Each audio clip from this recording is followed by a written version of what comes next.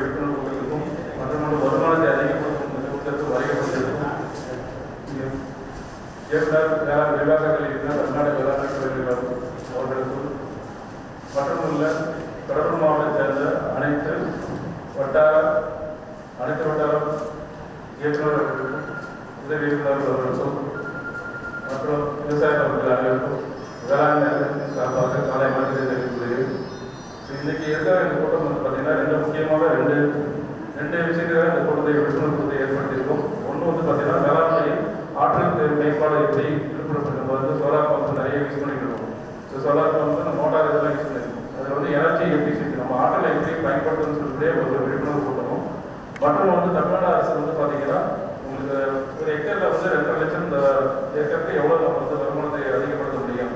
அதுக்கு வந்து என்னென்ன இன்புட்ஸ் நம்ம வந்து தமிழ்நாடு வேளாண்மை பல்கலைக்கழக டைரக்டர் ஆஃப் ஆர்ட்ஸும் வேளாண்மை பல்கலைக்கழகம் மற்றும் வந்து நிர்வாக கல்வியும் இணைந்து நடத்தும் ஒரு ஆராய்ச்சிக்காக உங்கள் மாவட்டத்தில் உள்ள அனைத்து தமிழ்நாட்டில் பார்த்தீங்கன்னா எல்லா மாவட்டத்துக்கும் இந்த வந்து ஆராய்ச்சிக்கு போயிருக்கு. அதில் வந்து நம்ம முன்னைக்கு வந்து கடலூர் மாவட்டத்தில் இந்த ஒரு ஹெக்டரில் எவ்வளோ விழிப்புணர்வு எவ்வளோ எடுக்க முடியும் அதை பற்றி விழிப்புணர்வு ஒரு டிஸ்கஷன் மீட்டிங் தான். ஸோ உங்கள் இன்புட்ஸ் ஃபார்மர்ஸ்க்கும் ஒரு ஏடிஎஸ் இதெல்லாம் கொடுக்குற இன்புட்டை வந்து வாங்கி அதை கம்பைல் பண்ணி நம்ம வந்து கவர்மெண்ட்டுக்காக போகிறோம். ஸோ அதுக்காக இந்த கூட்டத்தை ஏற்பாடு செய்திருக்கோம். ஆகவே இந்த 2 கூட்டத்தையும் நல்ல பயனுள்ளதாக அமையும் என்று நான் கேட்டுக்கொண்டு இந்த வாய்ப்புக்கு இது நல்ல முறையில் பயன்படுத்தி இந்த பயிற்சி வந்து நல்ல முறையில் துவங்கி வைத்து நமக்கு விரிவாக்க கல்வி அவர்களை எடுத்து வாழ்க்கை வழங்குமாறு நண்பர்கள் கேட்டுக்கொள்கிறேன். வாய்ப்புக்கு நன்றி விடைபெறுகிறேன். நன்றி.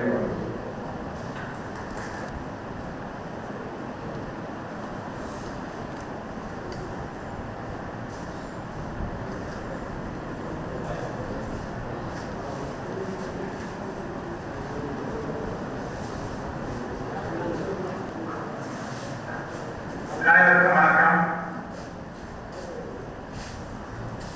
தமிழ்நாடு வேளாண் கழகத்தினுடைய விரிவாக்க கல்வி இயக்கத்தினுடைய சார்பாக இன்றைய தினம் வேளாண்மையில் ஆற்றல் திறன் மேம்பாடு பற்றிய ஒரு விழிப்புணர்வு நிகழ்ச்சி நடக்கிறது.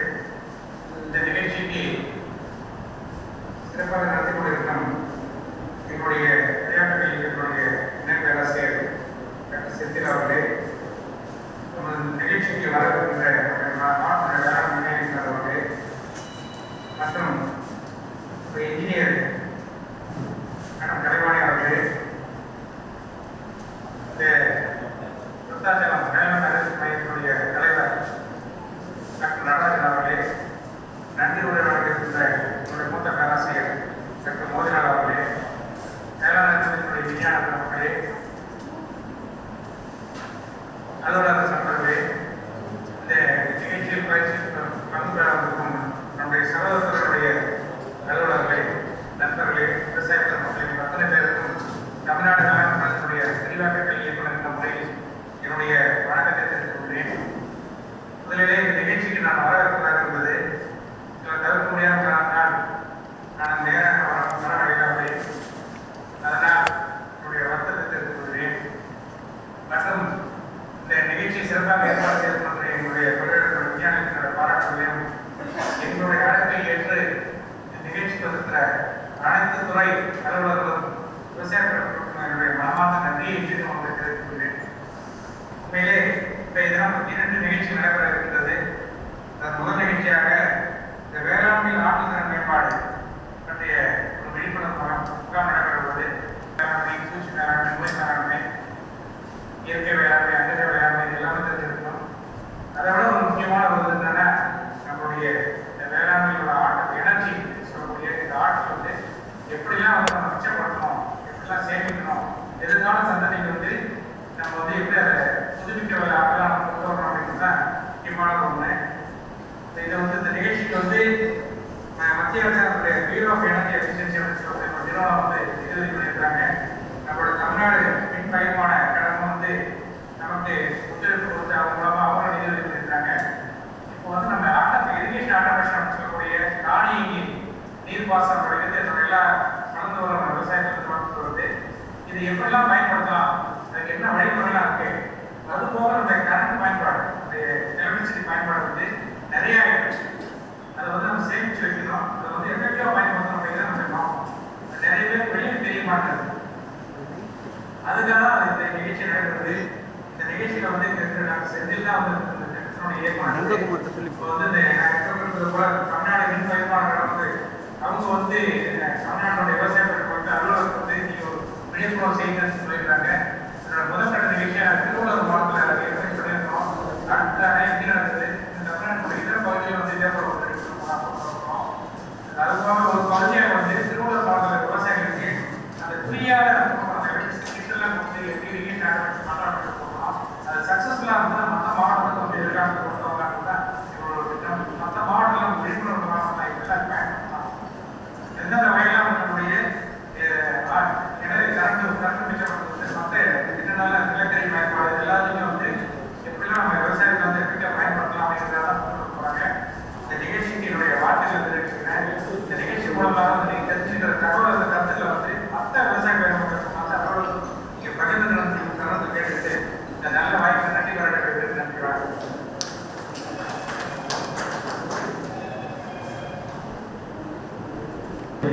உத்தியோக கல்வி சார்பாகவும் மற்றும் விவசாய பணிகள் சார்பாகவும் நன்றியை தெரிவித்துள்ளோம். அடுத்தது பார்த்தீங்கன்னா கார்ட்ஸ் இயக்குனர் கார்ட்ஸ் அவர்கள் தமிழ்நாடு வேளாண் கழகம் அவங்க வந்து பார்த்தீங்கன்னா முக்கியமாக இந்த ஆராய்ச்சிகள் நம்ம எக்கனாமிக்ஸ் டிபார்ட்மெண்ட் இந்த ஆராய்ச்சிகள்லாம் நிறைய பண்ணியிருக்காங்க. எவ்வளோ ஒரு வருமானத்தை எப்படி இதை கூப்பிடுறது எப்படி காஸ்ட் ஆஃப் கல்டிவேஷன் நம்ம வந்து சிசிபிசி அந்த ஸ்கீம் மூலயமா நிறைய வந்து தமிழ்நாடு கூட இந்த ஆராய்ச்சி கொண்டு வந்து சேர்த்துருக்காங்க. அது வந்து கவர்மெண்ட் ரெக்கமெண்ட் பண்ணாங்க. நம்ம சேல் ப்ரைஸ் எல்லாம் கொடுக்கறதும் அந்த டைரக்ட் கார்ட்ஸ் தான் பண்ணிட்டு இருக்காங்க. ஸோ இந்த டைரக்ட் கார்ட்ஸ் வந்து இப்போ வந்து உங்களுக்கு வருமானத்தை எப்படி அவர் வந்து ஒரு எக்ஸாம்பிள் அட்ரஸ் நமக்கு வந்து நோக்கரையாக இருக்கிறாரு. சுமார் sir colleagues faculty friends Vijayeswaran doctor Balaji. So நாங்கள் வந்து இன்றைக்கி வந்து இந்த ரெண்டு விஷயத்துக்கு நம்ம டிஸ்கஸ் பண்ணுறதுக்காக வந்திருக்கோம். ஒரு பிரெயின் ஸ்டாமிங் செஷன் இங்கே அந்தந்த எல்லா மாவட்டத்துலேயும் நம்ம வந்து இந்த நிகழ்ச்சியை வந்து நம்ம ட்ரை பண்ணுவோம். இந்த நிகழ்ச்சியை இப்போ நடத்திட்டு இருக்கோம். என்னென்னா நம்ம வந்து strategy to increase the farm ஒரு 1 லட்சம் ஒரு ஏக்கருக்கு கொண்டு வரதுக்கு இப்போ நம்ம விவசாயிகள் ஐயாயிரம் பேசியிருக்கிறேன். ஐயாயிரம் பேசினக்காக ஸோ நம்ம பகுதியில் கொஞ்சம் தண்ணி வளமாக அதிகமாக இருக்கிறதுனால நிறைய பாசிபிலிட்டி நிறைய இருக்குது. பட் தமிழகம் எங்கும் பண்ணணும்னா அது வந்து ஒவ்வொரு இதுக்கும் ஒவ்வொரு முறை தேவைப்படுது. ஒரு பிளாட்டுக்கும் இல்லை ஒரு ஊருக்கு கூட வித்தியாசப்படுது. இருந்தாலும் பொதுவாக வந்து ஒரு பாலிசி லெவலில் நம்ம இப்போ கம்பெனிலாம் இண்டஸ்ட்ரியெலாம் என்ன பண்ணுறாங்கன்னா அடுத்த லெவலுக்கு நம்ம கம்பெனியை கொண்டு போகிறது வருவாயை கொண்டு போகிறது பற்றி பேசுகிறாங்க. நம்ம விவசாயத்துக்கும் பேசுவோம் எப்படி எந்த லெவலுக்கு கொண்டு போகணும் அதில் இருக்க சேலஞ்சஸ் என்ன இப்போ அரசு சப்போர்ட் என்ன வரும் இதை பற்றிலாம் நம்ம வந்து ஒரு பண்ணுறதுக்கு ஒரு ஆய்வு தேவைப்படுது. அந்த ஆய்வுகளோட ஒரு பகுதி தான் இது வந்து இந்த மாதிரி நிகழ்ச்சி நடக்கும். ஸோ அதுக்கு முன்னாடி நம்ம இந்த பியூரோ ஆஃப் எனர்ஜி எஃபிஷியன்சின்னு கேள்விப்பட்டிருக்கீங்க. இந்த ஸ்டார் ரேட்டிங் கொடுப்பாங்க. நீங்கள் ஏசி இதெல்லாம் வாங்கினீங்கன்னா ஏசி ஃபேனு எலக்ட்ரிக்கல் அப்ளைன்ஸ் எதுவும் வாங்கினாலும் 5 ஸ்டார் 3 ஸ்டார் 2 ஸ்டார் எல்லாம் இருக்கும். கம்பெனியும் இருக்குது, மோட்டார் கம்பெனியும் இருக்குது. ஸோ இது எல்லாம் எதுக்குன்னா அந்த ஸ்டார் எதுக்கு வருஷம் அந்த தர கட்டுப்பாடு மட்டும் மாற்றிட்டே இருப்பாங்க. ஸ்டார் ரேட்டிங் அதிகமாக இருந்தால் பவர் கன்சப்ஷன் எனர்ஜி எஃபிஷியன்சி அதிகமாக பவர் கன்சப்ஷன் பவரை கம்மியாக எடுத்துட்டு நல்ல சிறப்பான வேலையை செஞ்சு கொடுக்கணும். அது எந்த எலக்ட்ரிக்கல் அப்ளைன்ஸும். ஸோ அதுக்கு வந்து ஒரு ப்ரீமியம் ப்ரைஸ் இருக்குது. இப்போ ஏசியை நீங்கள் ஸ்டார் ரேட்டட் இன்வெர்டர் ஏசி 5 ஸ்டார்லாம் போனீங்கன்னா அது 60,000 70,000 80,000 இருக்கும். சாதாரண ஏர் கண்டிஷனர் வந்து பார்த்திங்கன்னா உங்களுக்கு 25,000 தான். ஸோ அது வந்து நம்ம பொருளாதாரத்துக்கு ஏற்ற மாதிரி நம்ம மாற்றுறோம். பட் யாரெல்லாம் வந்து அதிகமாக யூஸ் பண்ணுறாங்களோ அப்போ கரண்டோட தேவையை நம்ம குறைக்கிறதுனால நம்ம வந்து நாட்டுக்கு சேவை பண்ணுறோம். நம்மளோட எலக்ட்ரிசிட்டி நம்ம வந்து குறைக்க வாங்க. ஸோ அந்த இதில் வந்து பியூரோ ஆஃப் எனர்ஜி எஃபிஷியன்சி டிரான்ஸ்ஜெட் நம்ம தமிழ்நாடு பகிர்மான நிறுவனம் இது வந்து ஒரு விழிப்புணர்வு இது பண்ணுறதுக்காக நம்ம வந்து ஒரு தமிழ்நாடு ஒரு 10 மாவட்டங்களில் நம்ம தேர்ந்தெடுத்து ஒரு ஆராய்ச்சி திட்டம் வந்து என்ன பண்ணுறோம்னா இப்போ இரிகேஷன் ஆட்டோமேஷன் சொன்ன மாதிரி திருவள்ளூர் மாவட்டத்தில் ஒரு விவசாயி இதை எடுத்து ஏற்கனவே சொட்டி போட்டுக்கிற விவசாயிக்கு complete automation. So valve automation so motor automation இதில் பண்ணி இதில் வந்து நம்ம வந்து எவ்வளோ வந்து நீர் சிக்கனத்தை கொண்டு வர முடியுது மேலே சேவாதிக்கிற ஒரு ஆராய்ச்சி திட்டத்தை நம்ம தோற்கிருக்கோம். இயக்குனர் கார்ட்ஸ் டேரக்டர் கார்ட்ஸ் வந்து இப்போ அந்த இதை பற்றி பேசுறதுக்கு அவர் ஒரு மீட்டிங்கில் இருக்காரு. ஒரு இடையில வந்தாங்கன்னா அவர் வந்து ஒரு உரையை பேசிக்கலாம். அதுக்கு நான் ஒரு 10-15 நிமிஷம் நாங்கள் சுருக்கமாக இந்த இதை பற்றி சொல்லியிருக்கேன். ஏன் இந்த ஆற்றல் திறன் மேலாண்மை நெக்ஸ்ட் இப்போ அந்த அடிப்படையில் பார்த்தா தமிழ்நாடு கொண்டாந்து இந்தியாவிலே ஒரு அதிகப்படியான உதாரணத்துக்கு மோட்டார் பம்ப் செட் எவ்வளோ இருக்குன்னா சும்மா 25-30 லட்சம் கணக்கில் வர்ற பம்ப் செட்டே மட்டுமே இவ்வளோ இருக்குது. அது கரண்ட்டில் வர்ற பம்ப் செட்டு ஒரு 22 லட்சம் பம்ப் செட்டுக்கு மேலே இருக்குது. இது பழைய டேட்டா 2-3 வருஷத்துக்கு முன்னாடி உள்ளது. ஆண்டுக்கு பார்த்தீங்கன்னா இந்தியாவில் வந்து ஒரு 3 கோடி மோட்டார் பம்ப் செட். ஸோ அதில் பார்த்தீங்கன்னா அது ஆண்டுக்காண்டு ஒரு 5 விழுக்காடு ஏறிக்கிட்டே இருக்கு. 10 விழுக்காடு அதிகமாக ஏறிக்கிட்டே இருக்கு. ஏன்னா இப்போ வந்து ஒரே பகுதியில் நிறைய இடத்துல தண்ணி ரொம்ப ஆழம் போக என்ன பண்ணுறாங்கன்னா 5 போர்வெல் 6 போர்வெல் எல்லாம் போட்டு ஒரு கிணத்துல கொண்டு வந்துவிட்டு அது என்ன ஸோ அவங்கள வந்து பேச மாட்டாங்க. தமிழ்நாடு வேளாண் பல்கலைக்கழகத்தின் சார்பாக எங்களது வேளாண் துறை சார்பாகவும் உங்கள் அனைவரையும் நான் வரவேற்கிறேன். உங்களுக்கு எல்லாம் தெரியும், ஆக்சுவலாக தமிழ்நாடு வேளாண் பல்கலைக்கழகம் வந்து விவசாயிகளின் நலன் கருதி நிறைய புதிய ஆராய்ச்சிகள் புதிய திட்டங்களை கருத்து வரோம். ஸோ அந்த முறையில் வந்து எங்களுடைய தமிழ்நாடு வேளாண் பல்கலைக்கழகத்தின் துணைவேந்தர் மதிப்புக்குரிய கீதாலட்சுமி மேடம் வந்து விவசாயிகளுக்கு உபயோகமாக இருக்கக்கூடிய பல்வேறு புதிய திட்டங்களை அறிமுகப்படுத்திட்டு வந்துருக்காங்க. இப்போ பார்த்தீங்கன்னா இப்போ வந்து உழவர் டிஎன்ஏ எஃப்எல் லிங்கேஜ்னு ஒரு ப்ரோக்ராம். அதில் வந்து என்னென்னா உழவர் உற்பத்தியாளர் இருக்கிற ஒவ்வொரு யூனிட் இப்போ எங்கள் பல்கலைக்கழகத்தில் வந்து ஒரு 116 யூனிட் இருக்குது. 15 காலேஜஸ், அப்புறம் 4 ஆராய்ச்சி நிலையங்கள், 15 கேவிடே, அப்புறம் இங்கே வந்து கோயம்புத்தூர் கேம்பஸ் வந்து நிறைய டிபார்ட்மெண்ட்ஸ் இருக்குது. ஸோ இதெல்லாம் வந்து ஒவ்வொரு யூனிட்டும் ஒரு எஃப்ஓ வந்து ஒரு ஃபார்மர் ப்ரொடியூசர் ஆர்கனைசேஷனை அடாப்ட் பண்ணி அவங்களுக்கு தேவையான technology support, credit linkage, market linkage, அப்புறம் வந்து அந்த ஜிஐ ரெஜிஸ்ட்ரேஷனு, இது மாதிரி இதெல்லாம் ஃபெசிலிட்டேட் பண்ணிக்கணும். ஸோ அது வந்து ஒரு முக்கியமான திட்டமாக வந்து எங்களுடைய துணைவேந்தர் அவர்கள் வந்து நம்முடைய தலைமையில் சிறப்பாக நடத்திட்டு, அதே மாதிரி தான் வந்து என்னென்னா இப்போ கொஞ்ச நாளாக வந்து ஒரு முக்கியமான ஒரு இது வந்து எல்லாத்துக்கும் ஒரு முக்கியமான விஷயம் என்னென்னா எப்படி வந்து விவசாயிகளுடைய வருமானத்தை வந்து அதிகரிக்கிறது. அது ஒரு முக்கியமான ஒரு கருத்தாக இருக்குது. அதே மாதிரி வந்து இந்த விவசாயிகளுக்கு யங்ஸ்டர்ஸ் குறிப்பாக சின்ன வயசாக இருக்கிறவங்க வந்து விவசாயத்தை விட்டு எல்லாம் போயிட்டு இருக்காங்க. ஸோ போயிட்டு இருக்கிறதுக்கு காரணம் வந்து அது முக்கியமான பல்வேறு காரணங்கள் இருந்தாலும் முக்கியமான காரணம் என்ன, வருமானம் கம்மியாக இருக்குது அப்படிங்கிற ஒரு கருத்து. ஸோ அதனால் இப்போ விவசாயத்தை வந்து எப்படி ஒரு லாபகரமாக மாற்றுறது, விவசாயத்தில் வந்து இப்போ இருக்கிற வருமானத்துக்கு எப்படி அதிகமாக அதிகப்படுத்துறது வருமானத்தை அப்படிங்கிறத கருத்தில் கொண்டு இப்போ என்னுடைய துணைவேந்தர் அவர்கள் எங்களுக்கு இந்த புது ஸ்கீமை வந்து அறிமுகப்படுத்தியிருக்காங்க. இதில் வந்து என்ன பண்ணுறோம்னா தமிழ்நாடு முழுக்க, இப்போ வந்து தமிழ்நாடு முழுக்க மொத்தம் எத்தனை இருக்காங்கன்னா பார்த்தீங்கன்னா ஒரு 71 லட்சம் விவசாயிகள் இருக்காங்க.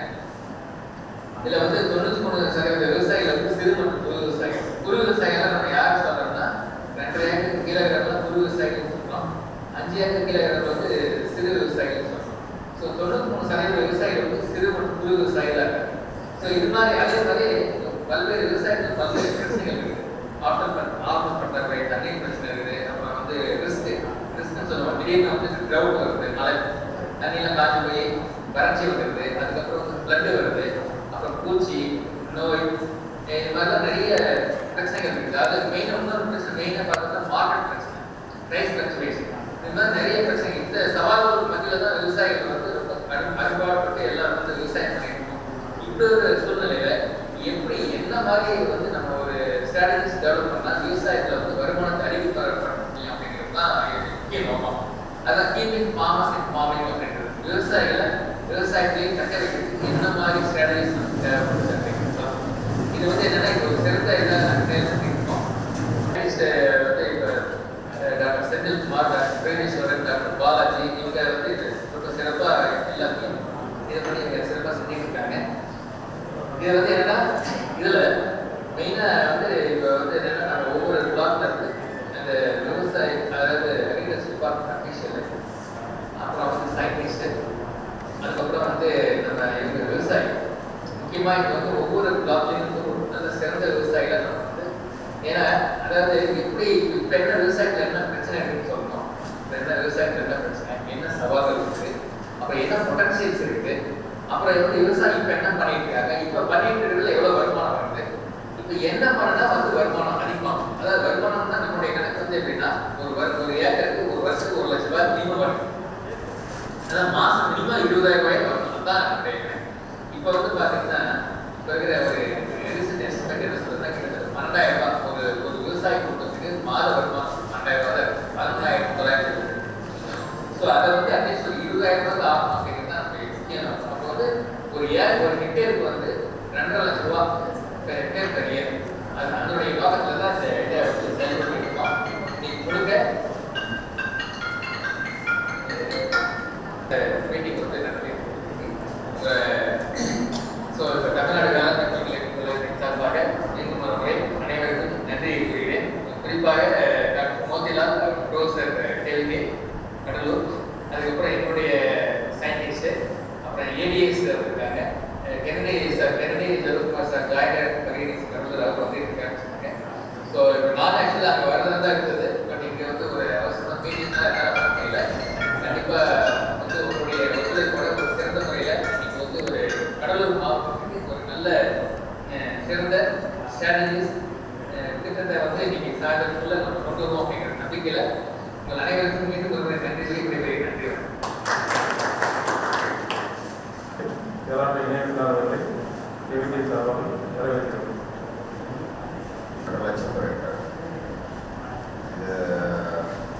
இதில் அடையக்கூடிய இலக்கா இல்லையா என்பது வந்து விவசாயிகளை வச்சு தான் வந்து சில விவசாயிகள் இன்றைக்கு வந்து அதை அடைஞ்சிருக்காங்க. ஏன்னா ஒரு பேரும் விவசாயிகள் சொல்கிறாங்க அடைஞ்சிருக்காங்க இல்லையா. இந்த இலக்கு வந்து பார்த்தீங்கன்னா 100 மார்க் எடுக்கிறதுக்கு வந்து கடினமான இலக்கம். அது 100 மார்க் வந்து நீங்கள் வந்து தமிழ்நாட்டு அளவில் வந்து பார்த்தீங்கன்னா ஆயிரக்கணக்கான மாணவர்கள் எடுத்துட்டு தான் இருக்காங்க. 40 மார்க் எடுக்கிற மாணவர்கள் இருக்கத்தான் செய்கிறாங்க. ரெண்டுதானே ஜஸ்ட் பாஸ் 40 ஃபெயிலாகிறவங்க இருக்கத்தான் செய்கிறாங்க. ஒரு படிப்பு வரும்போதே ஒரு பார்க்கும்போது பார்த்தீங்கன்னா ஃபெயிலாகிறவங்க ஒரு கேட்டகரி, ஜஸ்ட் பாஸ் ஒரு கேட்டகரி, ஒரு ஆவரேஜ் ஒரு 60% எடுக்கிறவங்க ஒரு கேட்டகரி, ஒரு எக்ஸ்ட்ராடனரி ஒரு 90% போயிட்டாங்கன்னா ஒரு கொஞ்சம் எக்ஸ்ட்ராடனரி. ஸோ விவசாயிகளில் வந்து பார்க்கும்போது மாண்புமிகு தமிழக முதல்வராலும் சரி, மாண்புமிகு வேளாண் உணவுத்துறை அமைச்சனால என்ன சொல்கிறாங்கன்னா 2030 வந்து 2 மடங்கு உற்பத்தி அதிகரிக்கணும், 3 மடங்கு வருவாயை வந்து விவசாயிக்கு வந்து பெருக்குங்கிறது அரசுடைய கொள்கை. 2030 இப்போ வந்து எந்த வருஷம் நடந்துட்டு இருக்கோம்? 24. ஒரு 5 வருஷம்.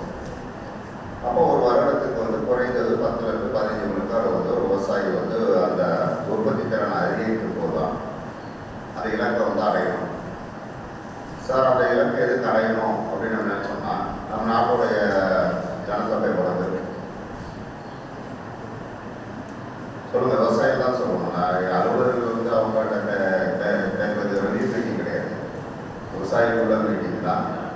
140,000 கை கட்டுக்கலாம், தமிழக சாப்பிட்றது பாட்டி கை கட்டுப்பான். இந்த தேதியை சாப்பிடுறது தான் 200 கோடி இருந்தாங்க. எத்தனை கோடி? 200 கோடி. இப்போ நம்ம வந்து என்ன நினைக்கலாம், இது வந்து வேணாம் நினைக்கலாம், கடனை இதுக்கு இவ்வளோ ஜனம் சொல்லிருந்தோம். ஆனால் அதையே வந்து பொருளியல் வல்லுநர்லாம் என்ன சொல்கிறாங்கன்னா, இது வந்து ஹியூமன் ரிசோர்ஸ் வந்து மிகப்பெரிய பொருளாதார வளர்ச்சிக்கு வந்து சரியான முறையில் பயன்படுத்தணும்னா மிகப்பெரிய உந்துதல் சக்தி.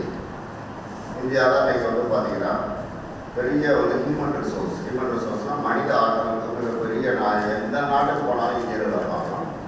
அது குறிப்பாக தமிழ்நாட்டுக்காரங்க கேரளாவில் உள்ளவங்களை வந்து பார்த்தீங்கன்னா உலகத்துக்குள்ள எந்த துறையிலையும் எந்த நாட்டிலையும் எந்த பிஸ்னஸ்லையும் போய் பார்த்தாலும் இது ஒரு ஹியூமன் கேபிட்டல் தாங்க. ஸோ இதை சரியான முறையில் திட்டமிட்டு நடைமுறைப்படுத்தோம்னா அது வந்து நம்ம இன்னும் கொஞ்சம் உந்துதல் சக்தியாக இருக்கும். இந்த 200 கோடி பேருக்கு வந்து சாப்பாடையாக கொடுக்குது. அது அந்த ஒரு இதில் தான் வந்து பார்த்தீங்கன்னா நம்ம நினைக்கலாம், சார் வெளிநாட்டிலேருந்து இறக்குமதி பண்ணிடலாமா, இல்லை வந்து நம்ம ஏதாவது பண்ணிடலாமா அப்படின்னா இந்த 200 கோடி பேருக்கு வந்து உணவு கொடுக்குறதுக்கு எந்த நாடும் வந்து உற்பத்தி பண்ண முடியாது. ரோட்ஸ் இயர் சில நாடுலாம் ஐரோப்பிய நாடுகள்லாம் பார்த்தீங்கன்னா வருஷத்துக்கு வந்து ஒரு 6 மாதம் 7 மாதம் வந்து பணியையும் மூடி வந்து எந்த பயிரும் வைக்க முடியாத சூழலை. ரஷ்யா அதே மாதிரி தான் மிகப்பெரிய பெரிய வந்து நிலப்பரப்பை கொடுக்குற விஷயம் நாட்டில் ஒரு சீசன் தான் அவன் ஏதாவது பண்ணணும். அதே மாதிரி ஐரோப்பிய நாடுகள் அந்த மாதிரி இருக்குது. ஆப்பிரிக்க நாடுகள் எவ்வளவோ வசதி வாய்ப்புகள் இருக்கணும் வந்து அவங்களுக்கு டெக்னாலஜி போய் வந்து சேரக்கூடிய சூழலில் மனித ஆற்றல் வந்து அவங்க வந்து சரியாக வந்து இன்னும் வந்து பயன்படுத்தக்கூடிய அந்த நம்ம மாதிரி வந்து த்ரூ சீசன் செய்யக்கூடிய வாய்ப்புகள் உள்ள நாடுகள் தான் ஆப்பிரிக்க நாடு இருக்குது. பட் அந்த மனித ஆற்றலோ ஒரு தொழில்நுட்பமோ ஏதோ ஒன்றும் வந்து செய்வர போய் சேரக்கூடிய ஒரு சூழ்நிலை இல்லை. இப்போ ஒரே ஒரு இது வந்து பார்த்திங்கன்னா சைனாவும் இந்தியாவும் அனைத்து தற்போதைய நிலையும் அனைத்து பயிர்களும் முழுமையாக வந்து பார்த்திங்கன்னா 325 நாள் நம்ம ஏதோ ஒரு பயிர் சாகுபடி பண்ணலாம். ஏன்னா நமக்கு நீர் ஆதாரம் இருக்கணும், மனித ஆற்றல் வேணும், மண் வளம் வேணும், நிதி மேலாண்மை வேணும். இந்த 4 5 நம்ம வந்து ஒருங்கிணைச்சோம்னா 365 நாளைக்கு உள்ள விவசாயிகள், அது குறிப்பாக கடலூர் மாவட்ட விவசாயிகள் வந்து 365 நாள் எந்த ஒரு ஆக்டிவிட்டிஸ் அவங்க நினைக்கிறாங்களோ அதை செய்யக்கூடிய வாய்ப்புகள் இயற்கைன்னு சொல்லலாம், ஆண்டவன்னு சொல்லலாம், அள்ளி அதிகமாக கொடுத்துருக்காங்க. ரைட்டுதானா? எந்த வருடமும் இல்லாமல் வந்து பார்த்திங்கன்னா குறுவை பயிர் பருவத்தில் வந்து கிட்டத்தட்ட நம்ம இதில் வந்து பார்த்திங்கன்னா 90,000 ஏக்கர் தான் சாகுபடி பண்ணணும். 10 ஆண்டு ஆவரேஜ்.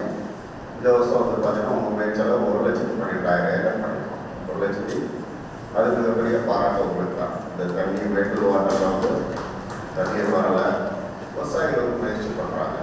துறையும் அரசு வந்து ஒருங்கிணைப்பு இவங்க தொழில்நுட்பத்தை பொறுத்த கவனம் பல்கலைக்கழகம் வந்து தொழில்நுட்பத்தில் உங்களுக்கு ஒருங்கிணைப்பு பண்ணிட்டு இருக்காங்க.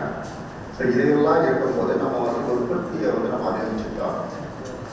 ஒரு அரசு என்ன நினைக்கிறாங்கன்னா, 1 ஏக்கரில் இல்லைன்னா 1 ஏக்கர் ஒரு விவசாயி வந்து 1 லட்சம், 1 ஏக்கருக்கு 1 லட்சம், எனக்கு வந்து 1 ஏக்கருக்கு அது சாத்தியமான. நீங்கள் எவ்வளவோ விவசாயிகள் வந்து நீங்கள் யூடியூப்பில் நீங்கள் வந்து பார்த்தீங்கன்னா யூடியூப்பில் வந்து தகவல்கள் வந்து எவ்வளவோ விவசாயிகள் சர்வசாதாரணமாக வந்து வறண்ட பகுதின்னு சொல்கிறோம்.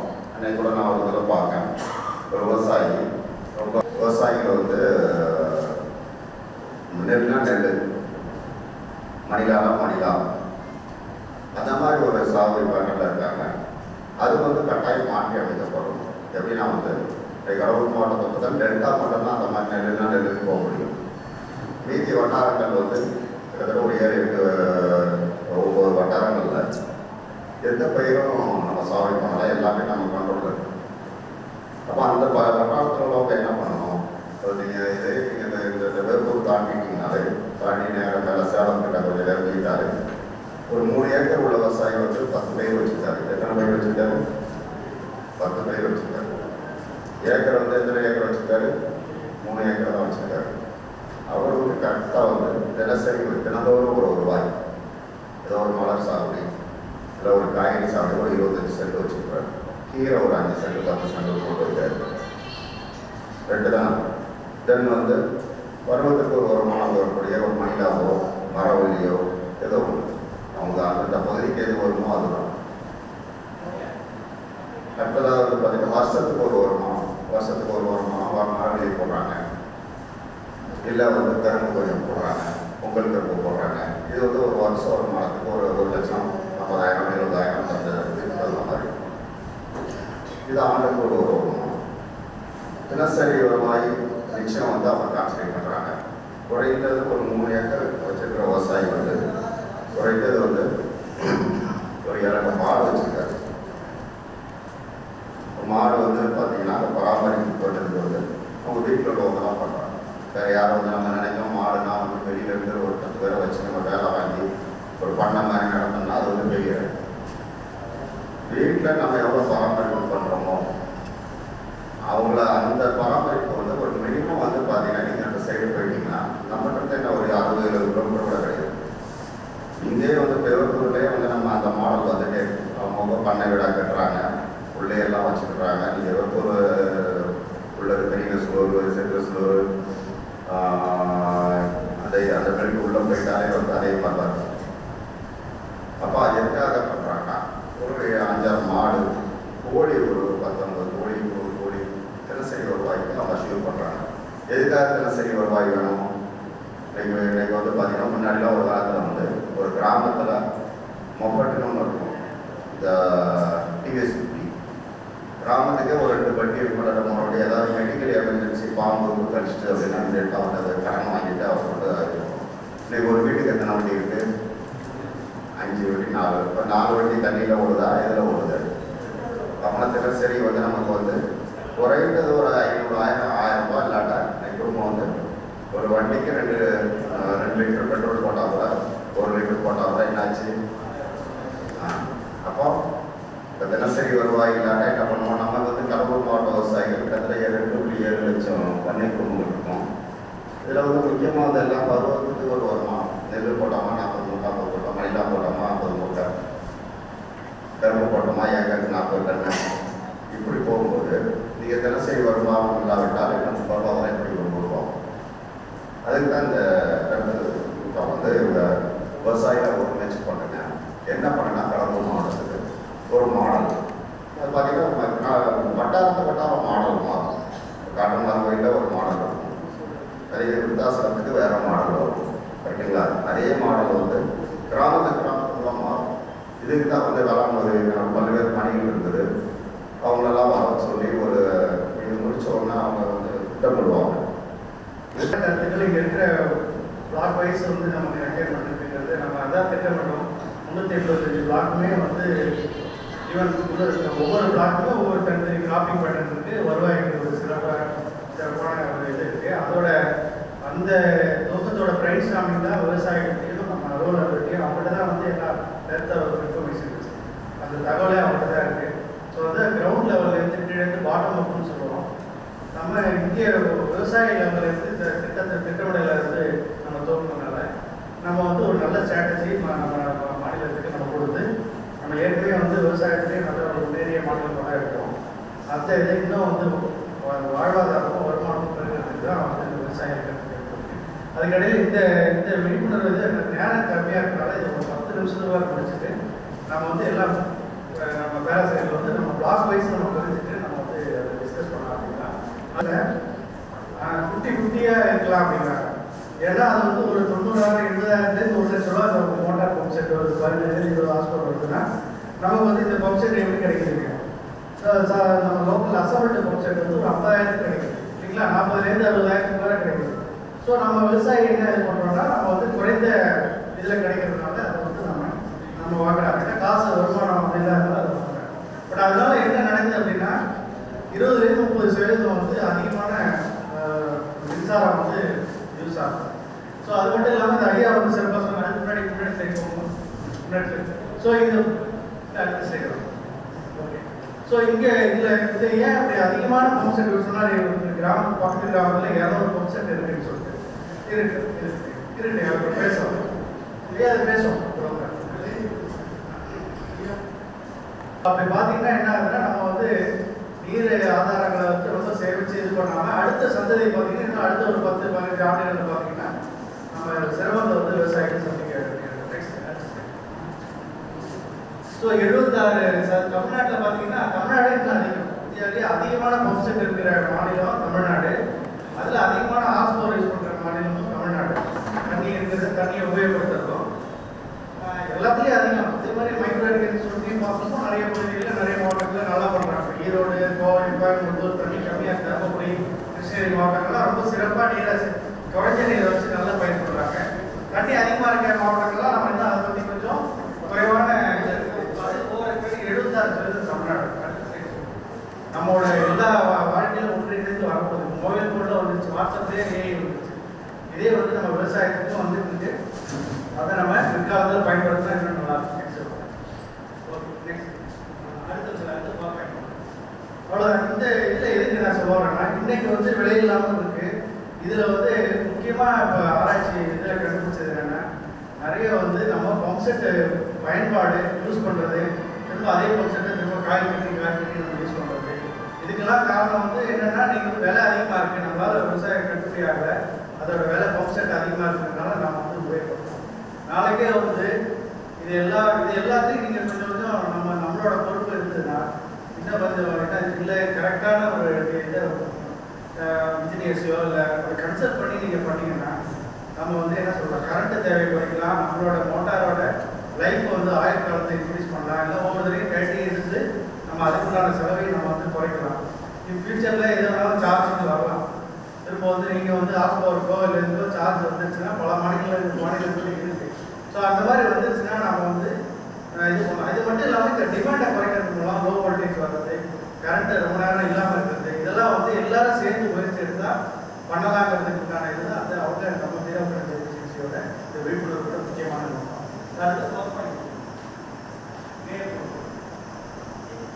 சார் நீங்கள் சொல்றீங்களா?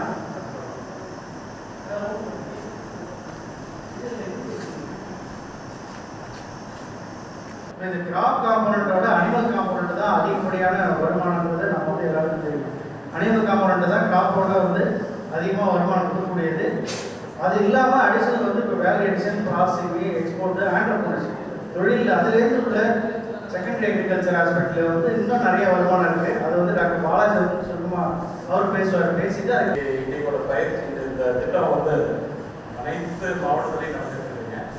நம்ம வந்து வெறும் சுருக்கமாக பண்ண போகிறது நம்ம பிளாக்குக்கு இப்போ நிறைய டெக்னாலஜி வந்துருச்சு, நிறைய புது கிராப் வந்துருக்கு. நான் நிறையா சொல்கிறேன், ஒவ்வொரு இதுலேயும் புது புது கிராப் வந்துருக்கு, புது புது பயிர்கள் கொண்டு வராங்க, தேவைகள் அதிகமாக இருக்குது. இன்றைக்கி வந்து மஷ்ரூம், ஒரு காலத்தில் வந்து காளான் வந்து நமக்கு இன்றைக்கி எல்லாம் தெருவெல்லாம் காளான் வந்து ஒரு இன்னைக்கு ஒரு மாடலாகவே மாறிடுச்சு.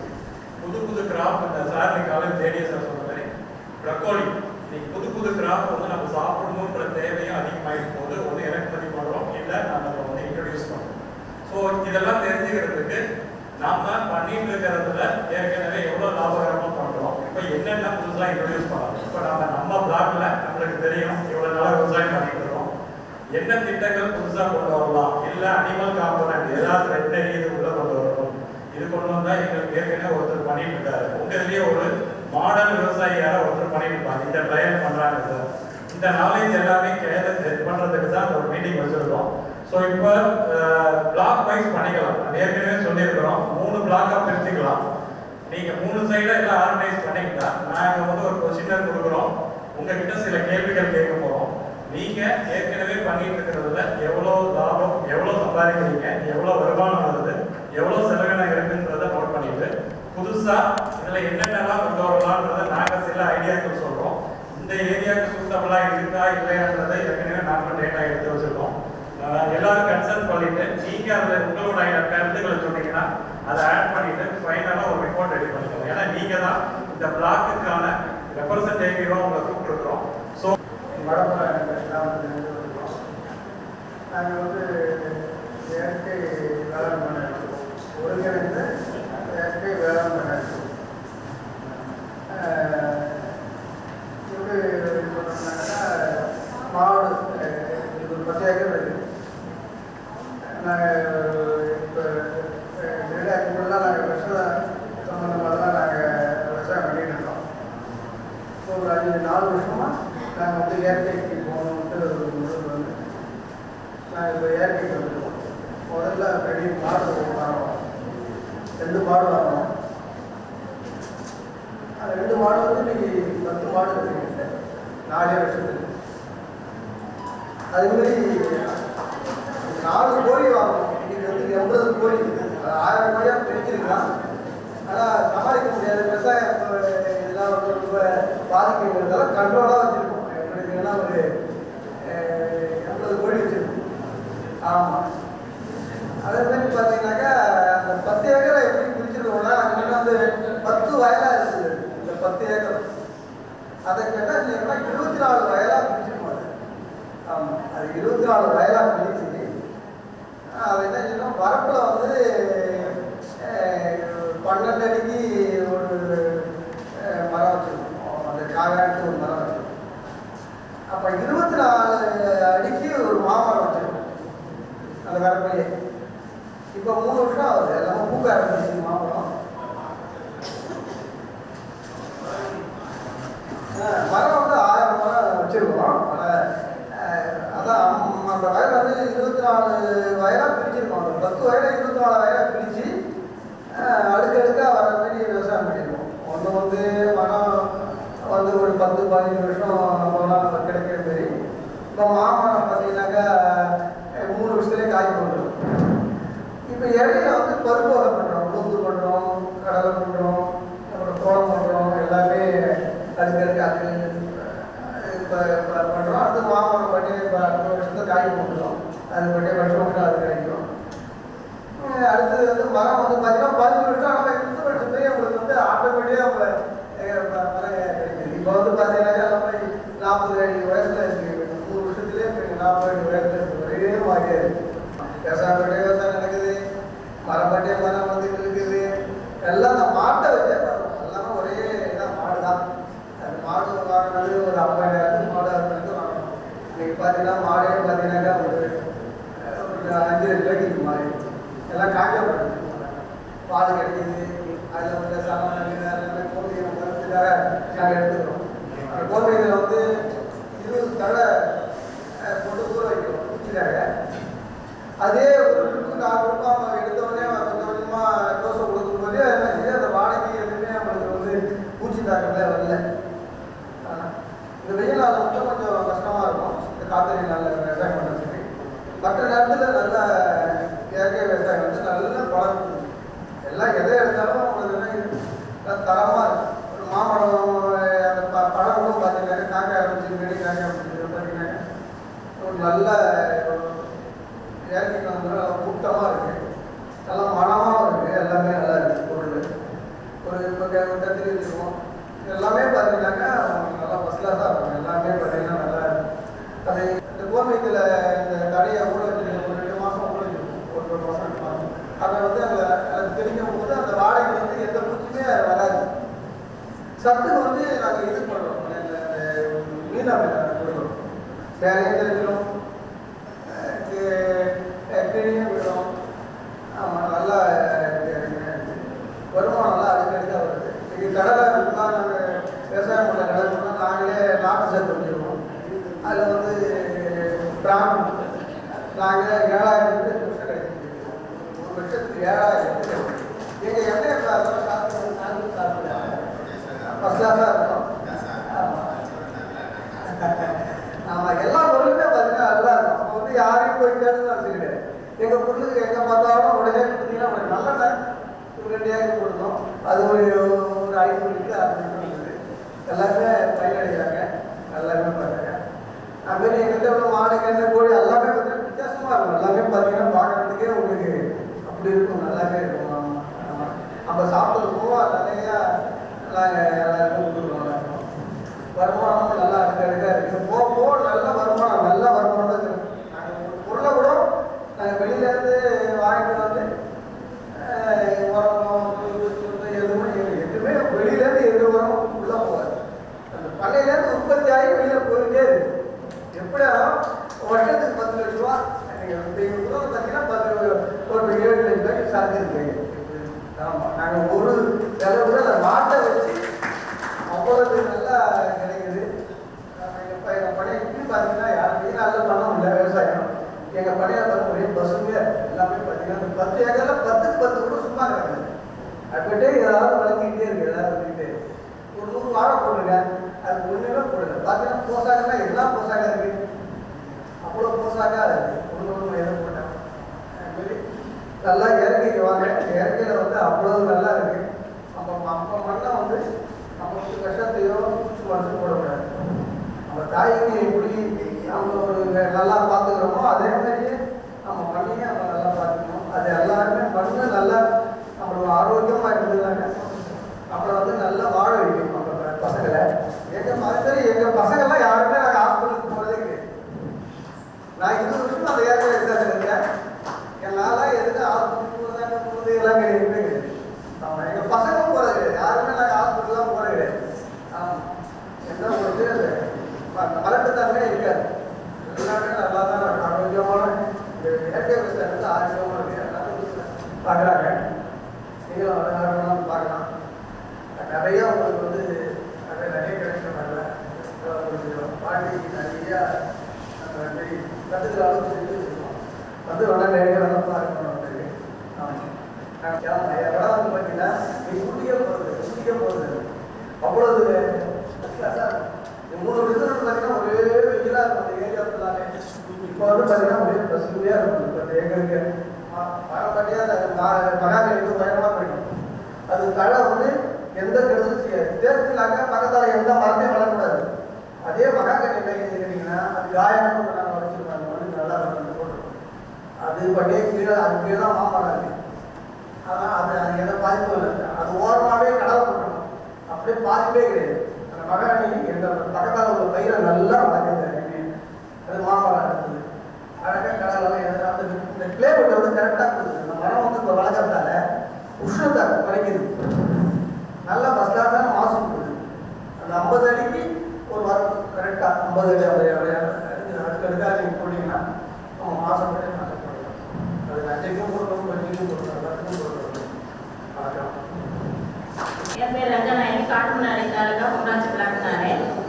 நான் வந்து ஆரம்பத்தில் வந்து வீரநாயகி பாசன சங்க தலைவராக தான் இருந்தேன். நானெல்லாம் யூஸ் பண்ணி வச்சுக்கிட்டு நான் 2000 விவசாயத்துக்கு வந்தேன். நான் 2004 எனக்கு தண்ணி பிரச்சனை ரொம்ப ஜாஸ்தியாக இருந்துச்சு. ஏன்னா சில சக்ஸஸ் சொல்லணும்னு சொன்னதுனால நான் பேசுகிறேன் சார். நான் தண்ணி பிரச்சனை வரும்போது நான் போர் போட்டு நம்ம வயல் பண்ணிக்கலாம் அப்படின்னு நினச்சி போர் போட்டேன். போர் சக்ஸஸ் ஆகலை. 4 லட்சம் ரூபாய் ஆச்சு. உப்பு தண்ணியாக போயிடுச்சு.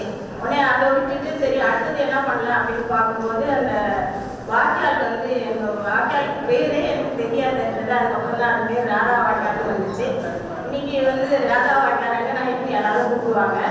ஏன்னா நான் வந்து 9.6 கிலோமீட்டர் என்னோட சொந்த செலவில் மக்களை வச்சு நான் கூறுவாங்க. கூறுவாருன்றதுனால கிட்டத்தட்ட 1400 ஏக்கர் பயன்படுத்த விவசாயிகள் ஏக்கர் பயன்படுத்துது. அது இல்லாம ஒரு மக்களுக்கு வந்து போக்குவரத்துக்கு வசதி இல்லாம இருந்துச்சு. விளைய வச்ச நெல்லை வெளியில எடுத்துட்டு வர முடியல, உரங்களை எடுத்துட்டு போக முடியல, வேலை செய்ய முடியல. அந்த மாதிரி இருந்த இடத்துக்கு சொந்தமா 1.5 கிலோமீட்டருக்கு நானே சொந்த செலவுல பாதை போட்டுட்டேன். பாதை போட்டுட்டு அரசுகிட்ட போய் சொன்னேன், நான் பாதம் போட்டுட்டேன், வாய்க்கா இருக்கு, எனக்கு அந்த மது கட்டி கொடுங்கன்னு சொன்னேன். அவங்க இந்த ஆண்டு முடியாது அந்த ஆண்டுன்னு சொன்னாங்க. அதை நான் 4 நடம் நடந்து நீரான திட்டம் மூலியமா அந்த மதியம் கட்டி அந்த பாதையை போட்டு கொடுத்துட்டு இன்னைக்கு வரைக்கும் இன்னைக்கு மிஷின் போய் அறுக்குது, டிராக்டர் போய் கொடுக்குது, எல்லா வசதியும் நடந்துட்டு இருக்கு சார். இது என்னுடைய முதல் சக்சஸ். அதே மாதிரி கிராம மக்களுக்கு பாஸ் புத்தகம் அது மாதிரிலாம் நிறைய ஓப்பன் பண்ணி கொடுத்துருக்கேன். அன்னைக்கு தேவையில்லாமல் இருந்துச்சு. இன்னைக்கு அதே மக்கள் வந்து நீங்கள் பண்ணி கொடுத்த பாஸ் புத்தகம் எங்களுக்கு 3 நாள் வேலை மகளிர் திட்டம் இதெல்லாம் வருதுன்னு ரொம்ப அவங்களே புகழ்ந்து சொல்கிறாங்க. நம்ம செய்கிற வேலை ஒவ்வொன்றும் ஒரு சக்ஸஸாக இருக்கணும், மக்களுக்கு நல்லது போய் சேரணுன்றது தான் என்னோட நோக்கம். அதுக்கப்புறம் வந்து உழவு உற்பத்தியாளர் நிறுவனத்தில் நான் ஒரு இயக்குநராக தான் இருந்தேன். எனக்கு வந்து கம்ப்யூட்டர்லாம் தெரியாது. நான் அதில் இல்லைன்னு சொன்னேன், இருந்தாலும் நீங்கள் அதில் இருக்கணும் அப்படின்னு என்னை அதில் வச்சாங்க. அதில் வந்து என்னென்ன பண்ணலாம் அப்படின்றது எதுக்காக திட்டம் அதெல்லாம் நான் சொல்லுவேன். அதில் வந்து பாரம்பரிய அரிசி, அப்புறம் சிறுதானியத்தை பற்றி இதெல்லாம் நிறையா மதிப்பு கூட்டலை பற்றி இதெல்லாம் செஞ்சு நான் எங்கள் கம்பெனி வீரநாராயண கம்பெனி மூலயமா நிறைய விழிப்புணர்வு பண்ணியிருக்கேன். அது இல்லாமல் இது அத்தனையுமே ஆல் இண்டியா ரேடியோ மூலியமாகவும் மக்கள் டிவி மூலியமாகவும் தூர்தர்ஷன் மூலியமாகவும் பொதிகை டிவி மூலியமாகவும் என்னுடைய இந்த விழிப்புணர்வு கூட இன்னும் வெளியில் வந்துட்டு டெலிகாஸ்ட் பண்ணிட்டு இருக்காங்க. மக்கள் அதையும் கேட்டுட்டு எனக்கு ஃபோன் பண்ணுறாங்க. இதெல்லாம் வந்து ஒரு நான் செஞ்ச சக்ஸஸுக்கு எனக்கு ஒரு நல்ல மகிழ்ச்சி கிடைக்குது. அதுக்கப்புறம் நான் இங்கே வந்து வேளாண்மையில் வந்து நிறைய அறிவியல் நேரத்தில் ஒரு தொழில்நுட்பம் எனக்கு வந்து கற்றுக் கொடுத்துருந்தாங்க. நம்ம வந்து ஒரு பெண்ணாக விவசாயம் பண்ணுறது ஆண்களே கஷ்டம், நீங்கள் எப்படி பண்ணுறீங்கன்னு கேட்குறாங்க. இருந்தாலும் நான் அந்த கஷ்டத்தை பார்க்காத இன்னைய வரைக்கும் நான் சொந்த விவசாயம் தான் பண்ணிட்டு இருக்கேன். சில தொழில்நுட்பத்தில் எனக்கு ரொம்ப சந்தோஷமாகவும் நிம்மதியாகவும் இருந்தது வந்து ஆள் கூப்பிட்டு வறுத்தடிக்கிறதுக்கு ரொம்ப கஷ்டப்பட்டுட்டு இருந்தேன். வரேன்னு சொல்லுவாங்க, வரமாட்டாங்க, அப்புறம் தண்ணி எடுக்க அதுக்கு இதுன்னு சொல்லி ஒரு நாள் ஃபுல்லாக எனக்கு வேஸ்ட் ஆகும், மருத்துவம் அதிகமாகும். இங்கே வந்து தொழில்நுட்பம் ட்ரோன் மூலியமா வறுத்தடிக்கலாம் அப்படின்னு சொன்னதுனால எனக்கு 10 ஏக்கர் 2 மணி நேரத்தில் அடிச்சு கொடுத்தாங்க. மருந்தும் கம்மியாக போயிடுச்சு. ஒரு பெண் போய் காற்று இல்லாத மருந்தை சீக்கிரமாக அடிச்சுட்டு வந்தேன். அதனால நிறைய தொழில்நுட்பம் சொல்கிறாங்க. அந்த ஒரு தொழில்நுட்பத்தை நான் ஃபாலோ பண்ணேன். அதுவும் எனக்கு ரொம்ப சக்ஸஸாக இருந்தது சார். அதனால எனக்கு சில இந்த மாதிரி எல்லாம் பண்ணிட்டு இருக்கேன். நிறைய எது எது இந்த மக்களுக்கு தேவை, அதான் அரசுக்கிட்ட இருந்து விவசாயத்துக்கு என்ன வேணும் அதெல்லாம் சொல்லி விவசாயத்துக்கு நான் ரொம்ப பாடுபட்டுறேன் சார். நான் மட்டும் அந்த பயணம் அடையிறதில்லை, நம்ம பகுதி மக்கள் எல்லாமே பயனடையணுன்ற ஒரே நோக்கில் நான் பண்ணிட்டு சார். நான் வந்து ஒரு 6வது படிச்சிருக்கிறேன். அது ரொம்ப அதிகமாக பேசுவேன், ஆனால் ரொம்ப ஏதோ ரெடியாக இருக்கேன். நான் வந்து எனக்கு ஒரு 7 ஏக்கர் நிலம் இருக்குது. அந்த 7 ஏக்கர் வந்து 1 ஏக்கர் நெல் இருக்குங்க. இப்போ நம்ம காக்கிப்பட்டத்தில் வந்து நெல் இது மல்லாடப்பட்டு 2 ஏக்கர் போஸ்ட் ஆகும். ஆஃபீஸில் வந்து 5 வருஷமா வாங்கி போகிறேன். இந்த வருஷம் போஸ்ட் ஆகும். போஸ்ட் ஆகும்போது எனக்கு 3 லட்ச ரூபா கிடைச்சிது. 3 லட்ச ரூபா 3 மாதத்தில் 3 லட்ச ரூபா காசு கிடைச்சிது. அதே நம்ம ஆஃபீஸில் தான் விதையை கொடுத்தேன். எனக்கு வந்து 102 ரூபா 8 கணக்கு மாடி காசு பண்ண கிடைக்கல. அதுவே 3 லட்ச ரூபா வந்துருக்கேன். நான் வந்து 107 மூட்டை மலர் கொடுத்துருக்கேன். 35 கிலோ மூட்டை ஆஃபீஸில். அவ்வளோ இன்னைக்கு அந்த விதை வந்து என் விதை தான் நல்லா இருக்குது அப்படின்னு சொல்லி எல்லாரும் அதெல்லாம் கேட்டு வாங்கி போகிறாங்க. பப்ளிக் டிஸ்ட்ரிக்டில் அதில் நான் மீன் வளர்க்குறேன். மீன் வந்து ஒரு 5 வருஷமாக வளர்க்குறேன். கிட்டத்தட்ட ஒரு வருஷத்துக்கு எனக்கு 3 லட்சம் வருது. 1 ஏக்கர் ஒரு 10 சென்டர். ஏரிபாளையம் சிறுத்தூர் டிஸ்ட்ரிக்ட். ஏரிபாளையம் தெரியாது, சிறுத்தூர் தான். பப்ளிக்கு ஒரு 4 கிலோமீட்டர். நம்ம மேலூர் பக்கத்தில் வெளியில் ஆகும் அந்தாண்ட ஏரி. இது சென்டரில் நிலம் இருக்குது எல்லாருக்கும். அது இல்லாமல் ஒரு வருஷத்துக்கு நம்ம இப்போ சாதாரணமாக வந்து கோ 55 சொல்லிட்டு திருக்கோயிலூர் குண்டுப்பேட் டிஸ்ட்ரிக்ட் தான் வந்து நம்மளுக்கு வரல. நான் திருக்கோயிலூர் போய் வாங்கிட்டு ஆஃபீஸ் மூலியமாக சொல்லி இப்போ அதை நான் அறுவடை பண்ணேன். எனக்கு ஏக்கர் 35 மூட்டை வந்து அதையே நம்ம ஆஃபீஸ் தான் எடுத்துருச்சு. எனக்கு ஏக்கர் 35 மூட்டை நான் அதே சேர்த்து நெல் கொடுக்கல. அது ஃபஸ்ட்டு பேமெண்ட் கொடுத்துட்டாங்க. அது இல்லாமல் மாடு வந்து பால் கம்மி விலை சொல்கிறேன். ஏக்கர் 80 பேர் பால் ஊற்றுறாங்க. நானும் என் வாங்கிக்கலாம். நான் அது இல்லாமல் 5 மாடு நான் வச்சுருக்கேன். 5 மாடு ஒரு மாதத்துக்கு எனக்கு 47,000 43,000 வருவாங்க. அதில் 15,000 தான் செலவு. போஸ் அவன் சொல்லி கொடுத்துருக்கோம். காலையில் கொல்லுக்கு போவோம், ஒரு கட்டு எடுத்துவோம். சாயங்காலம் போவோம், கொல்லுக்கு ஒரு கட்டு புல்லு எடுத்துவோம். அது மாட்டு நாங்கள் வச்சுருக்கோம். அது இல்லாமல் எனக்கு 35 ரூபா கவர்மெண்ட் பணம் நாங்கள் பேமெண்ட் கொடுத்து 35 ரூபா எல்லாருக்கும் அக்கௌண்ட் தான் பணம். யாருக்கும் கையில் பணம் கிடையாது. அது இல்லாமல் பேங்க்ல எந்த பேங்க்ல சொசைட்டியில் கிட்டத்தட்ட ஒரு 70 பேருக்கு வாங்கி கொடுத்துருக்கோம். எல்லாம் கேசிஸ் லோன் தான். ஐயோ பேங்க்ல 80 பேருக்கு வாங்கி கொடுத்துருக்கோம். அதுவும் கேசிஸ் லோன் தான் மக்களுக்கு. 22 ரூபா சொல்கிறாங்க. சார் ரொம்ப நேரம் சொல்லியிருந்தாரு 22 ரூபா. கவர்மெண்ட் 35 ரூபா நம்மளுடைய பால் 35 ரூபா வாங்குறாரு கவர்மெண்ட். ஆவி 35 ரூபா நம்மளுக்கு வாங்குறாரு. 32 ரூபா தான் வந்து கவர்மெண்ட். 3 ரூபா வந்து கவர்மெண்டே நமக்கு கொடுக்கணும் தனியாக. பால் வந்து விலைலாம் ஏறி போச்சு, தீவன விலை ஏறி போச்சு அப்படின்னு சொல்லிட்டு நம்ம கவர்மெண்ட் நாம் ஏன் தனியாருக்கு போகணும்? கவர்மெண்ட் பால் பத்தலை, நமக்குலாம் பால் பத்தலை. ஒவ்வொருத்தரும் ஆஃபீஸும் வீடு வீடாக வராங்க. பால் எங்களுக்கு பத்தலை. இப்போ இருக்கிறது தனியார் கேம்ப் வரைக்கும் சொல்லிட்டு நீங்கள் ஆரம்பிச்சு கொடுக்குறோம், உங்களுக்கு நீங்களே வாங்க அப்படின்னு சொல்லிட்டு ஒவ்வொரு ஊருக்கும் வராங்க. ஒவ்வொரு ஊராக கடலூர் டிஸ்ட்ரிக்ட் ஒவ்வொரு ஊராக சார் கட்டலாம் சார், ஏதாவது ஒரு 10 சொல்லி கொடுங்க சார், பால் பார்க்கல சார், ஒரே ப்ரெஷர் சார் அப்படின்னு சொல்லி நாம் ஏன் தனியாருக்கு போகணும்? தனியாருக்கு இன்னைக்கு போடுவான், ஃபர்ஸ்ட் நாள் போடுவான், 50 ரூபா போடுவான், 20 ரூபா போடுவான், 16 ரூபா போடுவான். அவங்க எல்லாமே கவர்மெண்ட் போடுவாங்க. கவர்மெண்ட் அவங்க எல்லா ஆஃபீஸும் சீட்டு கொடுக்க நிறையா இருக்கிறாங்க. இப்போ வந்து டிஆர் ஆஃபீஸுக்கு அத்தனை பேரும் ஒவ்வொரு நாளும் டெய்லி சார் ஏதாவது ஒரு 10 சொல்லி கொடுங்க அப்படின்னு சொல்லிட்டு இப்போ பால் உற்பத்தி தெரியும். இப்போ புல்லு கிடச்சிச்சு. இப்போ ஃப்ரீயாக மாடு மெயிலாக பால் உற்பத்தி இப்பயும் அதே வேலை தான் நமக்கு. எப்பயும் நமக்கு நிரந்தரமான இல்லை. அதனால வந்து லாபம் இல்லை அப்படின்னு சொல்றது யாராவது சொல்லுவாங்க. ஒரு சாதாரண 3 மாதத்துலேயே 3 லட்ச ரூபா 2 ஏக்கர்ல 1 ஏக்கர்ல 3 லட்ச ரூபா மீன்ல வந்து ஒரு இப்பதான் அறுவடை பண்ணி இப்போ மீன் வந்து எல்லாம் காய வச்சுக்கலாம். ஒரு குட்டையில வந்து விரால் வளர்த்தாங்கன்னா விரால் வந்து சக்சஸ் வரல. அதில் வந்து லாஸ்லாம் ஆகல, சக்சஸ் வரல. ஏன்னா அது வந்து இயற்கையாக மேய்தான். நம்மளால செயற்கை முறையில் வளர்க்கறது அது வந்து அதிகமாக நம்ம அறிமுகப்படுத்தக்கூடாது. அது ஒரு சின்ன இடத்துல தான் வளர்த்தேன். மீன்லாம் போனால் வந்து 1 ஏக்கர்லையும் ஃபுல்லாகவே நம்ம கெண்டை கொண்டு 5 வருஷமாக வளர்க்குறேன். அதில் நல்ல லாபம் இருக்குது. அது வந்து நிறைய நம்ம போய் தீனி தான் வாங்கி போடுறது கிடையாது. டெய்லியும் வீட்டில் இருக்கிற சாணி, கோமியம், கொஞ்சம் மாவு, வெல்லம் இதை மட்டும் நம்ம பாரில் கரைச்சி 3 நாளைக்கு ரெகுலராக ஒரு 3 பாரில் வச்சிடணும். வச்சுட்டு அதை கரைச்சி ஊற்றிட்டு இருக்கு நம்ம அதை கொண்டே கொடுத்துட்டா அது பண்ணாலும் இயற்கையாக பாசம் வளரும். நம்ம தீனி தான் போட்டு அதை வளர்க்கணும்னு கிடையாது. களிமண் தயாரிக்கிறவங்க இயற்கையாக நம்பி குட்டை வைக்கலாம். பராமரிக்கணும், அது நிறைய நாள் தீனி கொண்டு போடணும் அப்படின்னு யாருமே தேவையே இல்லை. இது வந்து நல்லாவே வருது. கம்மியாக ஒரு குறைஞ்சபட்சம் நமக்கு ஒரு 6 மாதத்துலேயே உட்காந்து வரும். அதிகமாக உட்கார தீனி அதிகமாக மீன் வந்து இவ்வளோதான் அளவும் கிடையாது. அளவு கம்மியாகவும் அதிகமாக விடலாம். ஆனால் மீன் அது இறக்குற மீன்லாம் மீன் அது அதில் ஒன்றரை இறக்கும். அது வந்து இயற்கை ஏரி பக்கத்தில் இருந்து மீன் வந்து பொறுத்து மேய்ப்போது. அப்புறம் வந்து கிளைமேட் மாறும். ஒரு இடத்துல பனி சீசன் வரும், ஒரு இடத்துல வெயில்.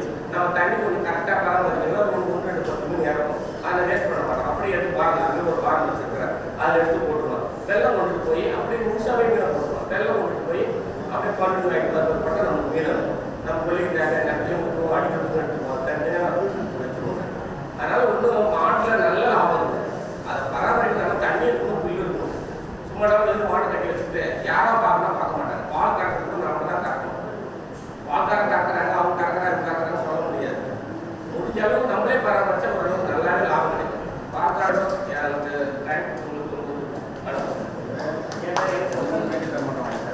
கீரப்பாளையம் தானே? ஏப்பாவா ஏரியாவா தெரியுமா? வேளாண்மை உதவி இயக்குநர்களே மற்றும் ஏனைய ஒன்றியத்தை சார்ந்த விவசாய பெருங்குடியினர்களே, விவசாய அலுவலர் அவர்களே, நான் கீரப்பாளையம் கேஆர் ஊராட்சியில் 3 முறை ஊராட்சி தலைவராக இருந்தேன். நான் ஊராட்சி தலைவராக இருந்த காலத்தில் 100 நாள் வேலையை மட்டும் விவசாயத்துக்கு 10 கிலோமீட்டர் ரோடு போட்டு கொடுத்துருக்கேன். அந்த 10 கிலோமீட்டர் இப்போ 4 கிலோமீட்டர் கவர்மெண்ட் ஒன்றரை போட்டுருச்சு. பக்கத்து ஊருக்காரர் சனிமூடுக்காரர் வந்திருக்காரு, அவருக்கு இந்த நிலம் இருக்கு. 4 கிலோமீட்டர் அந்த ஏரி கரையை 100 நாள் வேலையில மேம்படுத்தி கொடுத்தேன். இப்போ அதில் அவங்க கூட பக்கத்து நான் வந்து விவசாயத்தில் 13 வயசுல விவசாயம் பண்ணேன். 92 நான் எஃப்எம்டி பார்ட்னர். தமிழ்நாடு லெவலில் டெல்லி ட்ரைனிங் போன அந்த 40 பேர் நானும் வருவேன். அப்போ முதலமைச்சர் ஜெயலலிதா, மீன்வளத்துறை அமைச்சர் ஜெயக்குமார் டெல்லி ட்ரைனிங் போனேன். அதனால நான் ஊராட்சி நிறுவனத்துக்கு மீன் வளர்ப்புறை எனக்கு பெரிய ஆசை. ஒரு 6 ஏக்கர் ஏரி ஓரம் இடம் வாங்கி அந்த 6 ஏக்கர் இப்போதைக்கு 4 ஏக்கர் 6 குளமாக வெட்டி வச்சிருக்கேன். அந்த 6 குளத்துல 600 தேக்க மரம் போட்டுருங்க, 400 வேப்ப மரம் போட்டுருங்க, 600 பூவரசம் மரம் போட்டுருங்க. இதை இல்லாத அந்த 6 ஏக்கர் வேலி போட்டு அந்த 6 ஏக்கர் வேலியை சுற்றி 1000 ஆரஸ்பெரி போட்டுருங்க. நீங்க நினைக்கிற ஆரஸ்பெரி போட்டால் தண்ணி எடுத்துட்டு போயிடுங்க. நான் தான் சொன்னேன்ல, 2000 ஏக்கரை 4 பம்பு செட்டு தான் என் பஞ்சாயத்துல இருக்குது. என் ஊர்ல 15 ஏக்கர் தண்ணி. அதனால அது ஒன்றும் எனக்கு பெரிய பாதிப்பு இல்லை. இன்னைக்கு ஒரு ஆரஸ்பெரி மரத்தை காலையில் வந்து 250 ரூபாய் கேட்டான். 500 மரத்துக்கு வெட்ட வேண்டிய மரம் 3 வருஷம் தான் ஆகுது. விலையை தாண்டி கணக்கு போட்டு இந்த இருக்கிற மீனுக்கு தீவனம் அதிகம் போட்டுருங்க. பூவரசு, வேம்பு, தேக்கு இந்த தடையெல்லாம் வெட்டி போட்டுக்கிட்டு இருக்கேன். விதவை தீவனம் ஒரு தீவனம் இருக்கு, அது சும்மா கம்மியாக தான் போடுவேன். ஏன் குளத்து மீன் மாதிரி ருசியான மீன் ஏன்னா அது இயற்கையாக தடைய எல்லாம் சாப்பிடுவேன். அதில் புல் மீன் தடையை மட்டும்தான் சாப்பிடுவேன். மக்கள் வெட்டி போட்டு தண்ணி அமைப்பு செய்ய மட்டும் இல்லைங்க. ரெண்டாவது விஷயம் என்னன்னா, நீங்க மரத்தையும் கிளையை வெட்டி போடுறதால மீன் திருடு போகாது. மணி வர விட முடியாது குளத்துல. எல்லா குளத்துலையும் மீன் திருடுறது ஒரு குரூப் இருக்கான். நம்ம இரவுல ஒரு வலையை விட்டாங்கன்னா 4 கண்ணு 3 கண்ணு 5 கண்ணு இருக்கு. 4 கண்ணு வலையில அரைக்கிற மீன் மாட்டோம், 5 கண்ணு வலையில 1 கிலோ மீன் மாட்டோம். அப்படியே வலையை விட்டுட்டு போய் திரும்பி வரும்போது வலையில் இருந்தாங்கன்னா 50 கிலோ மீன் அந்த வலையில மாட்டோம். அந்த திருட்டு வந்து நீங்க அந்த பிச்சை போட்டீங்கன்னா அந்த வலையை போட முடியாது. ஏன்னா அது லேட்டா மிதந்து போனா மட்டும்தான் மீன் நடமாட்டத்துல மாட்டோம். நீங்க பிச்சை போட்டீங்கன்னா மீன் மேல வராது. அது பொறுமையா அது இருப்பிடத்துல நாம போடக்கூடிய குச்சியை தடையும் மீனுக்கு படுக்கையா மாதிரி நீங்க இறங்கி அந்த தடையை புரிஞ்சுனீங்கன்னா எப்படி மரத்தை ஆட்டினா பூ போட்டுமோ அந்த மாதிரி மீன் வாங்கி யாராவது அதிகாரி வந்து அதை பார்க்கணும்னா என் குளத்துக்கு இடம் செஞ்சுக்கிறாங்க. எனக்கு இன்னொரு இடம் இருக்கு சார். விவசாயிகள் யாருமே சாருடைய ஒத்துழைப்போட இப்போ வந்து மிளகு போடலான்னு சார். நீங்க மிளகு செடி வாங்கி தரேன், அது மிளகு செடி வந்து நாம சக்கரப்பாளைய அதனால 100 கட்டு வளர்ச்சி முதல்ல மிளகு பே பண்ண போகிறோம். அது செட்டஸா இருந்தா எங்க 2000 மரத்தையும் மிளகு செடியை ஏற்றி அதுல லாபத்தை எனக்கு நீ கணக்கு போட்டு சொல்ல முடியாது. நான் பண்ணல. மீனோ நெல்லோ உளுந்தோ பயிரோ எங்க ஊர் அளவுக்கு கடலூர் மாவட்டத்தில் நெல் விளையிற ஊரே கிடையாது. ஒரு ஏக்கர் விளையாத 40 மூட்டை ஒரு பிபிடி. ஒரு ஏக்கர் ஒழுங்கா முழுங்க பார்த்தோம்னா 10 குவிண்டால் வரும். சாதாரணமாக பார்த்தோம்னா 8 குவிண்டால் வரும். கொல்லைக்கே போகணும்னா 4 குவிண்டால் வரும். அந்த மாதிரி மண்வளம் உள்ள ஊர் காரணம் என்னன்னா, வீராணத்திலிருந்து ஒரு வாய்க்கால், கருங்காலில் ஒரு வாய்க்கால் இருக்கு. அந்த பயிர் உள்ளவங்களுக்கு தெரியும். நேராக அந்த வாய்க்காலை தான் மரம் ஆடும். அதை பேர் கொண்டே இருக்கிறது. எங்களுக்கு 12 மாசத்துல 2 மாசம் தண்ணி கிடைக்கும், 10 மாசம் தண்ணி கிடைக்கும். அதனால இல்லை இப்போது யாரும் விவசாய பம்பு செட்டு போடுது. இப்போ இந்த தண்ணி பிரச்சனை வந்த பிறகு நான் 5000 சொன்னாங்கல்ல, 400 ஏக்கர் நிலம் வச்சுருக்காங்க, 200 பம்பு செட்டு வச்சுருக்காங்க. 2000 ஏக்கர் நிலம் வச்சுருக்காங்க, ஒரு 4 பம்பு செட்டு தான். இதுக்கு ஒரு பிரசிடென்ட் 3 வியூவாங்க. அதனால திட்டத்தை வந்து நீங்க வந்து இப்ப நான் சொல்றதெல்லாம் வந்து ஒரு பெரிய வேண்டுகோள். இது நீங்க உட்காந்து ஆய்வு பண்ணணும். தேர்தல் நேரத்தில் ஒரு ஓட்டு விட்டுட்டு அதை தேடி கூட்டி சேர்த்துறீங்கல்ல, அன்றைக்கு இந்த அரசியல் வேலையை செய்வீங்க. நானும் கட்சிக்காரன் தான். பணம் என் தாத்தா காட்டுக்கிறாங்கன்னா காமராஜர் முதலமைச்சர் 6 வருஷம் எம்எல்ஏ தாத்தா, அவருடைய பேரன் தான் நான் இருக்கேன். இது நான் கட்டப்படியில் எம்எல்ஏ ஆஃபீஸுக்கு போனவர். ஒன்றுமே சம்பாதிக்கல, வேட்டி சட்டையெல்லாம் சம்பாதிச்சுட்டு போனார். கக்கன் போலீஸ் மந்திரியா இருக்கும்போது எங்கள் தாத்தா வந்து எம்எல்ஏ, கலைஞர் முதல் எம்எல்ஏ, எங்கள் தாத்தா எம்எல்ஏ இருக்கும்போது அவங்களாம் ஒன்றும் சம்பாதிக்கல. அதெல்லாம் அந்த பேரன் சொன்னா நீங்க 10 பேர் தான் தெரியும். நாட்டமா அவங்க எம்எல்ஏ. இன்னும் ஒரு வழக்கமா நான் பேசுறேன், நீங்க நினைக்கூடாது. அப்பெல்லாம் 2 வாக்கு ஒரு மனிதனுக்கு, ஒரு எஸ்சி தொகுதியோ ஒரு பிசி தொகுதிக்கு ஒரு எஸ்சி ஒன்று நிற்கும், ஒரு பிசி ஒன்று நிற்கணும். 2 வாக்கு ஓட்டு போடணும், 2 வாக்கு உரிமை. அப்ப நாங்கள் வந்து சும்மா குட்டி கிடக்கிற மண்ணு, நீங்க குடிச்சு வைக்கா பிள்ளையாது, நீங்க கோடையா குடிச்சா குரங்கு. ஆனா குடிக்கிறது நீங்க தான். நாங்க சும்மா வாடா வருவோம், ஓடுனா ஓடுவோம், நீங்க போசீங்கன்னா 1 மணிக்கு போயிடுவோம். இது திட்டமாக செஞ்சார் நீங்க தான் இருக்கணும். அதனால என்னுடைய பேச்சை முன்னாடி நிதானமாக பொறுமையாக கேட்ட கடலூர் மாவட்ட விவசாயிக்கும் வேளாண் அதிகாரி அவர்களுக்கும் நன்றி கூறி இந்த உங்களுக்கு செய்தியை சொன்னேன். விவசாயத்துடைய டைரக்டர் சதாசிவம் தேவநாதன் பண்ருட்டி தாலுகாவில் பேசுகிறோம். எனக்கு அழைக்கப்பட்ட அழைப்பு என்பது விவசாயத்தில் ஒரு ஹெக்டேருக்கு 2 லட்சம் சம்பாதிக்கணும், ஏக்கருக்கு 1 லட்சம் சம்பாதிக்கணும். இதுக்கான ஒரு ஆலோசனை வழங்க உங்களை அழைக்கிறோம் அப்படிங்கிற மாதிரி கேள்வி சொல்றாங்க. இங்க வந்ததுக்கப்புறம் இந்த தளம் நம்மளுக்கு இல்லையா ரொம்ப போராட்டமா இருந்தது. அந்த விஷயத்துல என்னுடைய ஆலோசனைகளை சொல்றோம். இங்க வந்ததுக்கு அப்புறம் தான் ஆற்றல் மேம்பாடு அப்படிங்கிற மாதிரி வந்தது.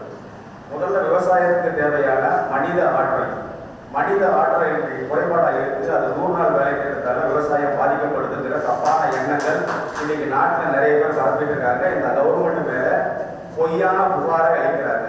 ஆனா மனிதவள மேம்பாட்டுக்கு இன்னைக்கு சம்பளம் முக்கியம், வருமானம் முக்கியம். அதனால கொண்டு வரப்பட்ட 100 நாள் வேலை திட்டத்தை உருப்படியா பயன்படுத்தி வரப்பு கட்டுதலுக்கு மட்டும் பயன்படுத்தாம விவசாயத்திற்கு அங்கு இருக்கக்கூடிய கிராம விவசாய உழவர் மன்றங்களை புதுப்பித்து அவர்கள் மூலமாக விவசாயிகளுக்கு ஆட்களை அனுப்பி பாதி சம்பளத்தை விவசாயியும் பாதி சம்பளத்தை அரசாங்கமும் கொடுத்தா 100 நாள் வேலை திட்டம் என்பது 200 நாட்கள் வேலை கிடைக்கும். விவசாயிகளுக்கும் விவசாய வேலைகள் நடக்கும். இந்த ஆற்றலை மேம்படுத்திக்கணும், மனிதவள ஆற்றலை மேம்படுத்திக்கிற ஆலோசனையும் முதல்ல வைக்கிறோம். அடுத்ததாக புதிதாக கண்டுபிடிக்கக்கூடிய ஆற்றல்கள் இயந்திரமயமாக்குதல் என்பது விவசாயிகளுக்கு மிகப்பெரிய வருமான இழப்பை ஏற்படுத்துகிறதே தவிர வருமான பெருக்கத்தை ஏற்படுத்தவில்லை. குறிப்பா சொல்ல போனால் டிராக்டர் 9 லட்சம் ரூபாய், 5 ஏக்கர் வச்சிருக்க கூட சிறு குறு விவசாயிகள் டிராக்டர் பயன்படுத்த முடியாது. இன்னைக்கு யாருடைய டிராக்டர் சொன்னா தான் ஓட்ட முடியும் அப்படின்னு சொல்லிட்டு நிலமே இல்லாத சில நபர்கிட்ட டிராக்டரும் இல்லைன்னா 15 ஏக்கருக்கு மேல வச்சிருக்கிறவங்களுக்கு மட்டும்தான் டிராக்டர் இருக்கு. ஆனா சிறு குறு விவசாயிகள் பயன்படுத்த முடியாத அளவுக்கு இன்னைக்கு டிராக்டர் தான் இருக்கு. ஆனா அதே சார் சொன்னாரு, யூடியூப் இதெல்லாம் வந்து நிறைய விஷயங்கள் வந்துருக்குன்னு சொல்லிட்டு வியட்நாம் எடுத்து பார்த்தீங்கன்னா வெறும் பவர் டில்லர், ஒரே ஒரு பவர் டில்லர் ஒன்று இருந்ததுன்னு சொன்னா சேடை ஓட்டுறதுல இருந்து பரம்படிக்கிறதுல இருந்து பழுவடிக்கிறது வரைக்கும் எல்லாத்தையும் நட்டு நாத்தையும் நட முடியும். ஆனா அங்க சப்சிடி பண்றாங்க. ஆக ஏறு ஓட்டுறதுக்கு 3000 ரூபாய் செலவு, விதைக்கிறதுக்கு ஒரு 3000 ரூபாய் செலவு, அதாவது நடவுறதுக்கு ஒரு 3000 ரூபாய் செலவு. ஆக மொத்தம் ஒரு சேடையை விட்டு வெளியில வந்து முதற்கரை எடுக்கிறதுக்குள்ள ஒரு விவசாயி நெல்லுக்கு 12,000 ரூபாய் செலவு பண்ணாதான் பண்ண முடியும். அதுக்கப்புறம் 3000 to 4000 ரூபாய் தீனியும் 2000 ரூபாய் 3000 மருத்துவம் அடிச்சு கிட்டத்தட்ட 16-17 ஏக்கர் 17,000 செலவு பண்ணா மட்டும்தான் அவங்க 35,000 எடுக்க முடியும். அதனால தான் நெல்லுல இவங்க சொல்ற கணக்கு பிரகாரம் 9,000 ரூபாய் இல்லை 12,000 ரூபாய் வருதுன்றத செலவை குறைக்கணும், ட்ரம் சீடிங் முறையை அதிகப்படுத்தணும், சேலைகளுக்கு பவர் டில்லருடைய அனைத்து உபகரணங்களையும் உடனடியாக கண்டுபிடித்து மக்களுக்கு வழங்கப்பட வேண்டும். இந்தியாவில் பார்த்தீங்கன்னு சொன்னா இருக்கக்கூடிய டில்லருடைய விலை 2,30,000 ரூபாய் வித்துட்டு இருக்கு. ஆனா அதே போய் அலிபாபா.காம்ல பார்த்தீங்கன்னு சொன்னா 25 ஹார்ஸ் பவர் 89,000 ரூபாய்க்கு சைனாக்காரன் கொடுத்துட்டு இருக்கான். இந்த மாதிரி விஷயங்கள் எல்லாம் தமிழக அரசோ மற்றதோ கண்டுபிடிக்கணும். இல்லைன்னா அந்த விலைக்கு இறக்குமதி பண்ணியாவது விவசாயிகளுக்கு குறைந்த விலையில மானியங்களை கொடுக்க வேண்டிய அவசிய கட்டாயம் இருக்கிறது என்பதை ஆலோசனை வச்சுக்கிறோம். அதே சமயத்தில் மதிப்பு கூட்டுதல், இளைஞர்களுக்கு வேலைவாய்ப்பை உருவாக்குதல் அப்படிங்கிற தலைப்புல போனோம்னு சொன்னா அந்த மனிதவள ஆற்றல்னு சொன்னா இயற்கை விவசாயம் நல்லது அப்படின்னு பேசக்கூடிய டாபிக் இங்க பேசினாங்க. அந்த இயற்கை இடுபொருள்களை தயாரிக்கக்கூடிய மகளிர் சுய உதவி குழுக்களோ இல்ல இளைஞர் மன்றமோ இல்ல அந்த கிராமத்தில் இருக்கக்கூடிய உழவர் மூலமாக அது ஆரம்பிக்கப்பட்டு அந்தந்த கிராமத்திலேயே விவசாயிகளுக்கு கிடைக்கக்கூடிய வண்ணம் இயற்கை உரங்கள் தயாரிப்பு பண்ணணும். அதே மாதிரி செயற்கை உரங்களுக்காக பயன்படுத்தப்பட்ட இந்த விஷயத்துல புதிதாக வந்திருக்கக்கூடிய என்சைம்கள் 1/2 கிலோ போட்டா போதும் பொட்டாஷ் மறுபடியும் ஆசிப்பதுல எல்லாரும் பார்க்கலாம். அந்த மாதிரி ஒரு விஷயம்லாம் என்சைம் ஆகிடும் மக்கள் மத்தியில் வரல. ஸோ ஒரு 1/2 கிலோ மண்ணில் வீசினாலே போதும் பொட்டாஷுக்கும் அதனுடைய அமோனியாவுக்கும் மற்றது எல்லாத்துக்குமே ஒரு 500 ரூபாய் 200 ரூபாய் செலவில் இன்னைக்கு எக்ஸைஸ் நிறையா வந்துருச்சு. அதை ஊக்கப்படுத்தணும் அப்படிங்கிற வேண்டுகோளையும் நாங்கள் வைக்கிறோம். அதே மாதிரி விளையக்கூடிய நெல், சாதாரணமாக நெல்லுன்றது என்னுடைய பயிர். ஆக்சுவலாக அந்த நெல்லை 6 மாசம் 5 மாசம் பயிரிடுறோம். ஆனால் நெல் அடுத்த செகண்ட் யார் கொடுப்பாரோ விலை கொடுப்பாரோ இன்னைக்கு காசு கொடுக்குறானோ எங்கேயோ எடுத்து முதல்ல இறங்கிடுறோம். கொடுக்காதது அடுத்தது. அதே சமயத்துல நெல் கொள்முதல் எங்கன்னா அங்க இருந்து நெல் முதல்ல போடுறோம், காய வைக்கிறது இல்லை. அதனால ஒரு 6-7 மாசத்துக்கு முன்னாடி கலெக்டர் ஆபீஸ்ல வரும்போது ட்ரையர் ஸ்கிரீனிங், அதாவது மூவபிள் ட்ரையர் அதை விவசாயிகளுக்கு இன்னும் தொடக்க வேளாண்மை குமர வங்கிகள்ல ஒன்று வாங்கி ட்ரையர் வச்சிருந்தாங்கன்னு சொன்னா ட்ரையர் மூலமாக அங்க இருக்கக்கூடிய விவசாய சங்கங்கள் மூலமாக அதை பர்ச்சேஸ் பண்ணி அதை மதிப்பு கூட்டுதல் செய்து விவசாயிகளுக்கு வரக்கூடிய விஷயம் லாபத்தில் ஒரு பங்கு அளித்து விவசாயிகளை காப்பதோடு வருமானத்தை பெருக்குவதோடு அங்கு இருக்கக்கூடிய இளைஞர்களுக்கு வேலை வாய்ப்பை உருவாக்கி தர வேண்டும் என்பதை கேட்டுக்கொண்டு மனிதவள ஆற்றலும் வருமானத்தை பெருக்குவதற்கு செலவை குறைத்து வருமானத்தை பெருக்க முதலில் ஆலோசனை வழங்க வேண்டும் என்று அரசாங்கம் முடிவெடுக்க வேண்டும் என்ற வேண்டுகோளை கேட்டு விடைபெறுகிறேன். நன்றி, வணக்கம். வாய்ப்பு நான் பண்ணது சொல்றேன். சொட்டு நீர் பிரிபிகேஷன் ஃபர்ஸ்ட் நான் தான் போடுறேன். அப்போ போடும்போது ஒரே ஒரு இது கமிட்மெண்ட் பண்ணேன். அந்த சொட்டு நீர் என்ன பிராண்ட் போடணும் அப்படின்றது ஒரு 4000 ரூபாய் செலவு பண்ணி கோயம்புத்தூர் டிஸ்ட்ரிக்ட் பொள்ளாச்சி அப்படின்னு ஒரு வாரம் சுற்றணும். என் ஃப்ரெண்டு ஒருத்தர் ஆயிடுச்சு 2 வீலர் சுற்றி ரெடி பண்ணும்போது லெட்டாபிமெண்ட் ஒரு கம்பெனி தான் எனக்கு பெஸ்ட்டாக தெரிஞ்சுது. அந்த பொண்ணை மட்டும்தான் எங்கள் ஊரில் அலோவ் பண்ணணும்னு சொல்லி புதிகாலமாக இருந்தால் அதுதான் பண்ணி சக்ஸஸ்ஃபுல்லாக எத்தனை பெனிஃபிட்ஸ் நல்லா இருக்கு. அதாவது இந்த பயிர் இந்த நிலையத்தோட தொடர்பு ஒரு சென்னை என்ன சொந்த விஷயத்தை சொல்றேங்க. ஒரு இக்கட்டான சூழல் இருக்கும். நான் இடத்துக்கு போனது ஒரு இக்கட்டான சூழலை என்ன ஒருத்தர் கேட்டாங்க ஊர்ல இருந்தது. அதான் எப்பயுமே நீ எப்படிதான் இருப்பியான்னு கேட்டாங்க. ஏன்னு கேட்டார், உனக்கு எந்த விதத்திலும் ஒன்றும் பண்ண முடியலையா அப்படின்னாங்க. ஏன்னு கேட்கும்போது பக்கத்தில் இருந்தவர் சொன்னார், அவன் பழம் பூரா அக்ரி டிபார்ட்மெண்ட் பழம் எப்படி எடுக்க முடியும்னா, ஏன்னா என்னோட வழக்கம் பூரா இவங்களோட இருந்துச்சு. அதாவது கிரியேட்டிவ் தாட் அக்ரிகல்ச்சர் அதிகமாக இருக்கும். ஹெல்பிங் மைண்ட் டெண்டன்சி தான் இருக்கும். மற்ற நான் எல்லாத்தையும் பழகிருக்கேன். 43 வருஷம் விவசாயம் அதெல்லாம் பொது வாழ்க்கை எல்லாத்துலேயும் இருக்கும்போது இந்த அக்ரிகல்ச்சர்கிட்ட இருக்கிற ஒரு டெண்டன்சி உங்க எல்லாத்தையும் எதிர்பார்க்க முடியாது. இதே இடத்துல சீஃப் கெஸ்ட் சொல்ற கேள்வி எல்லாம் எப்படி இருந்தாரு எஸ்பி சைலேந்திர பாபு சார் கேட்டு பேசுங்கன்னா நான் கேட்டது என்னன்னா, நீங்க ஏன் சார் எம்எஸ் அக்ரி பண்ணிட்டு இந்த பில்லை விட்டு வெளியே போனீங்க, நீங்க இருந்தா ஒரு அட்லீஸ்ட் ஒரு வெரைட்டியாவது கிடைச்சிருக்காரான்னு கேட்டேன். அப்படி இல்லை, போகும்போது போயிட்டோம். ஆனால் எங்களோட ஃபார்ம் கூட விவசாயம் இருக்கும்னாரு. அதே மாதிரி எனக்கு பெரிய லோன் பண்ணி கொடுத்தாரு. இப்போவும் அவர் ப்ரொமோஷன் ஆகி டிஜி சென்னை போனால் பார்த்துட்டு பசங்களாம் பார்த்தோம். வேற ஒன்றும் எதையும் எனக்காக கேட்டதில்லை. இதில் போவான் எனக்கு கேப்போட பார்த்து கொடுப்பாரு. அந்த அளவுக்கு அந்த அட்லீஸ்ட் டெண்டன்சிக்காக சொல்றதுக்காக ஞாபகப்படுத்துறதுக்காக சொல்கிறேன். அதனால இந்த நிலையத்தோட தொடர்பு நிறைய வச்சுங்க. வச்சுட்டு ஒரு நல்ல இதாக நடக்கும். ஒரு இதுவாக பண்ணணும்னா குறிப்பாக ஒரே ஒரு சத்யநாராயண சார் இருக்கும்போது டீமாக வந்தாங்க. எள்ளில் வந்து அழகேசன் சார் இருக்கும்போது 10 மூட்டை எடுக்கணும்னு ஒரு டாக்டர் சொல்லுவார். நான் வந்து 9 மூட்டை வரை எடுத்தேன். 5 ஏக்கர் போட்டு எடுத்தேன். 9 மூட்டை அப்படியே ஃபீல்டை பார்த்தா அப்படியே இருக்கும். இந்த HIV சாப்பிட்டு வந்த புதுசு. அப்போ எல்லாருமே வந்து பார்த்தாங்க. அடுத்தது மரவள்ளி போட்டு முதுவாடி தான் போட்டேன். அதிகபட்சமாக ஒரு 15 டன் எடுப்பாங்க. நான் 85 டன்னில் 85 சென்டில் 17 டன் எடுத்தேன். வேற ஒன்று இவங்களோட தொழில் சார் வந்தாரு, எல்லாமே வந்தாங்க, பார்த்து வந்தாங்க. 6 மாதம் காசு அதில் இலப்புளி இருக்கு. ஸ்டார்ச்சு மூலியமாக சேர்க்குற பயிர் வீணாக போச்சுன்னா அவனுக்கு ஈர்த்து வராதுல்ல. கோகாளி போட்டு தட்டுறதுல கோகாளி போட்டு அடித்தேன். நான் மருந்து வேற ஒன்று டைக்கன் எம்படி இதாக அடித்தேன். வேறு ஒன்றுமே இல்லை. 17 டன் எடுத்துல 85 சென்ட் ஈல்டு. அது மாதிரி ஒரு உச்சகட்ட விளைச்சல் எல்லாம் பேர் அடைஞ்சு முடிஞ்சோம். இன்னைக்கு அந்த தெளிவோட தான் இருக்கிறோம். என்ன ஒன்று அந்த லேபர் ப்ராப்ளம்னு சொல்லிட்டு இம்ப்ளிமெண்ட் பண்ணுறது கொஞ்சம் சிரமமாக இருக்க தவிர மற்றபடி வேறு எதுவுமே இல்லை. எல்லா தொழில்நுட்ப அறிவோட இன்னைக்கு இருக்கிறோம். இந்த அறிவை தலைமுறைக்கு நாங்கள் காட்டிட்டோம் அப்படின்னு சொல்லிட்டு நன்றி கொடுக்கும். இப்போது வந்து குளம் கிராமத்தில் விவசாயம் பண்ணிட்டு நெய்வேலியில் ஒரு போர்மனா இருக்குது. 28 வருஷம் சர்வீஸ் போர்மூர் பார்த்தீங்கன்னா இப்போ சேதூர் வந்து மதுராங்கிறது கிராமம். கிட்டத்தட்ட பார்த்தா தண்ணி பிரச்சனை மெயினாக ஆள் பிரச்சனையால எங்கள் கிராமத்தில் கிட்டத்தட்ட ஒரு 50% மேலே மீன் கொட்டைகள் தான். 10 ஏக்கர்ஸ் 10 மீன் கூட வச்சுக்கலாம், 1 ஏக்கர் மீன் கூட வச்சுக்கலாம். மேலே ஏன்னா அனைத்துமே பார்த்தீங்கன்னா எங்கள் ஊரில் போகும்போது ரைட் சைடில் இருக்கிற ரைட் லெஃப்ட்டும் போட ஆரம்பிச்சிட்டாங்க. எல்லாமே மீன் கொட்டை தான். அது ஒரு வகையில் சந்தோஷம் இருந்தாலும் நிறைய என்ன சொல்லியிருக்காங்க நிறையா இன்னும் வருவாய் திட்டத்துக்கு உண்டான ஐடியாவும் கொடுத்துருக்காங்க. 10,000 இருக்குது.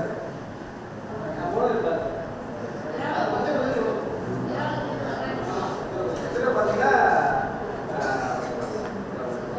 திரும்பி பார்த்தா அது ஏரியா இது என்னுடைய நான் அங்கேருந்து வந்தாலும் சொன்னாங்க ஃபுல்லாங்க விவசாயம் ஃபுல்லாங்க. நான் வந்து ரொம்ப இயற்கை விவசாயம் தேடல. இயற்கை விவசாயத்தை செக்ஷன் தான் பண்ணிட்டு இருக்கிறேன். இந்த இயற்கை விவசாயத்தோட டெக்னிக்கலை வந்து தேடி கண்டுபிடிச்சு இன்னைக்கு விவசாயிக்கு இன்னைக்கு வந்து ரசாயன ஒரு பரிந்துரை சொல்ற மாதிரி இன்னைக்கு இயற்கை விவசாயத்துக்கு நான் பரிந்துரை சக்சஸ் பண்ணதுக்கு உண்டான அனைத்தும். அடுத்து பார்த்தீங்கன்னா இன்னைக்கு சாதத்துக்கு ஒரு 3 வருஷத்துக்கு முன்னாடி நாங்கள் வந்து கவர்மெண்ட்டை பேசிட்டு இருந்தோம். அந்த உற்பத்தி போகும்போது நான் செய்கிறேன்னு சொல்லியிருக்கேன். இன்னைக்கு நான் வந்து ஸ்டார்ட் பண்ணிட்டேன். முழுக்க சொந்த உழைப்பில் நாங்களே பண்ணியிருக்கோம். அரசுடைய உதவி இல்லாமல் ஆரம்பிச்சிருக்கோம். வருங்கால கிணத்துல கேட்கும் இல்லை சொல்லுவாங்க பாம்பு கொடுத்த கம்பெனி அன்பாளைய பாம்பு கொடுத்த கம்பெனி ஆரம்பிச்சிருக்கோம். இன்னைக்கு நம்ம கொம்பாளையம் அன்பாளையத்தில் என்னுடைய பொருட்களை சேல் பண்ணுறதுக்கு உண்டான கடையை திறந்துட்டேன். அதே இடத்துல ரைஸ் மில்லு, மாவு மில்லு, மிளகு அரைக்கிறது, கடலை பிடிக்கிறதுக்கு உண்டான ஏற்பாடு பண்ணி வருகிறேன். இன்னைக்கு இப்போதைக்கு பாரம்பரிய சுழிக்கிறதுக்கு ஆலயம் வந்து திறந்துருக்கிறேன்.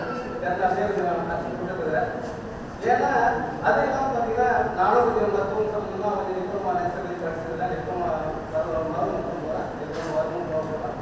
விவசாயி இயற்கை விவசாயம் பண்ணி பாரம்பரியத்தை உற்பத்தி பண்ணி உணவு முறையும் வரக்கூடிய பிரச்சனைகளை தீர்க்கிறதுக்கு உண்டான அனைத்து ஆலோசனைகளும் நான் தயாராக இருக்கேன். எனக்கு ஆலோசனை கொடுக்கறதுக்கு நிறைய வந்து வந்து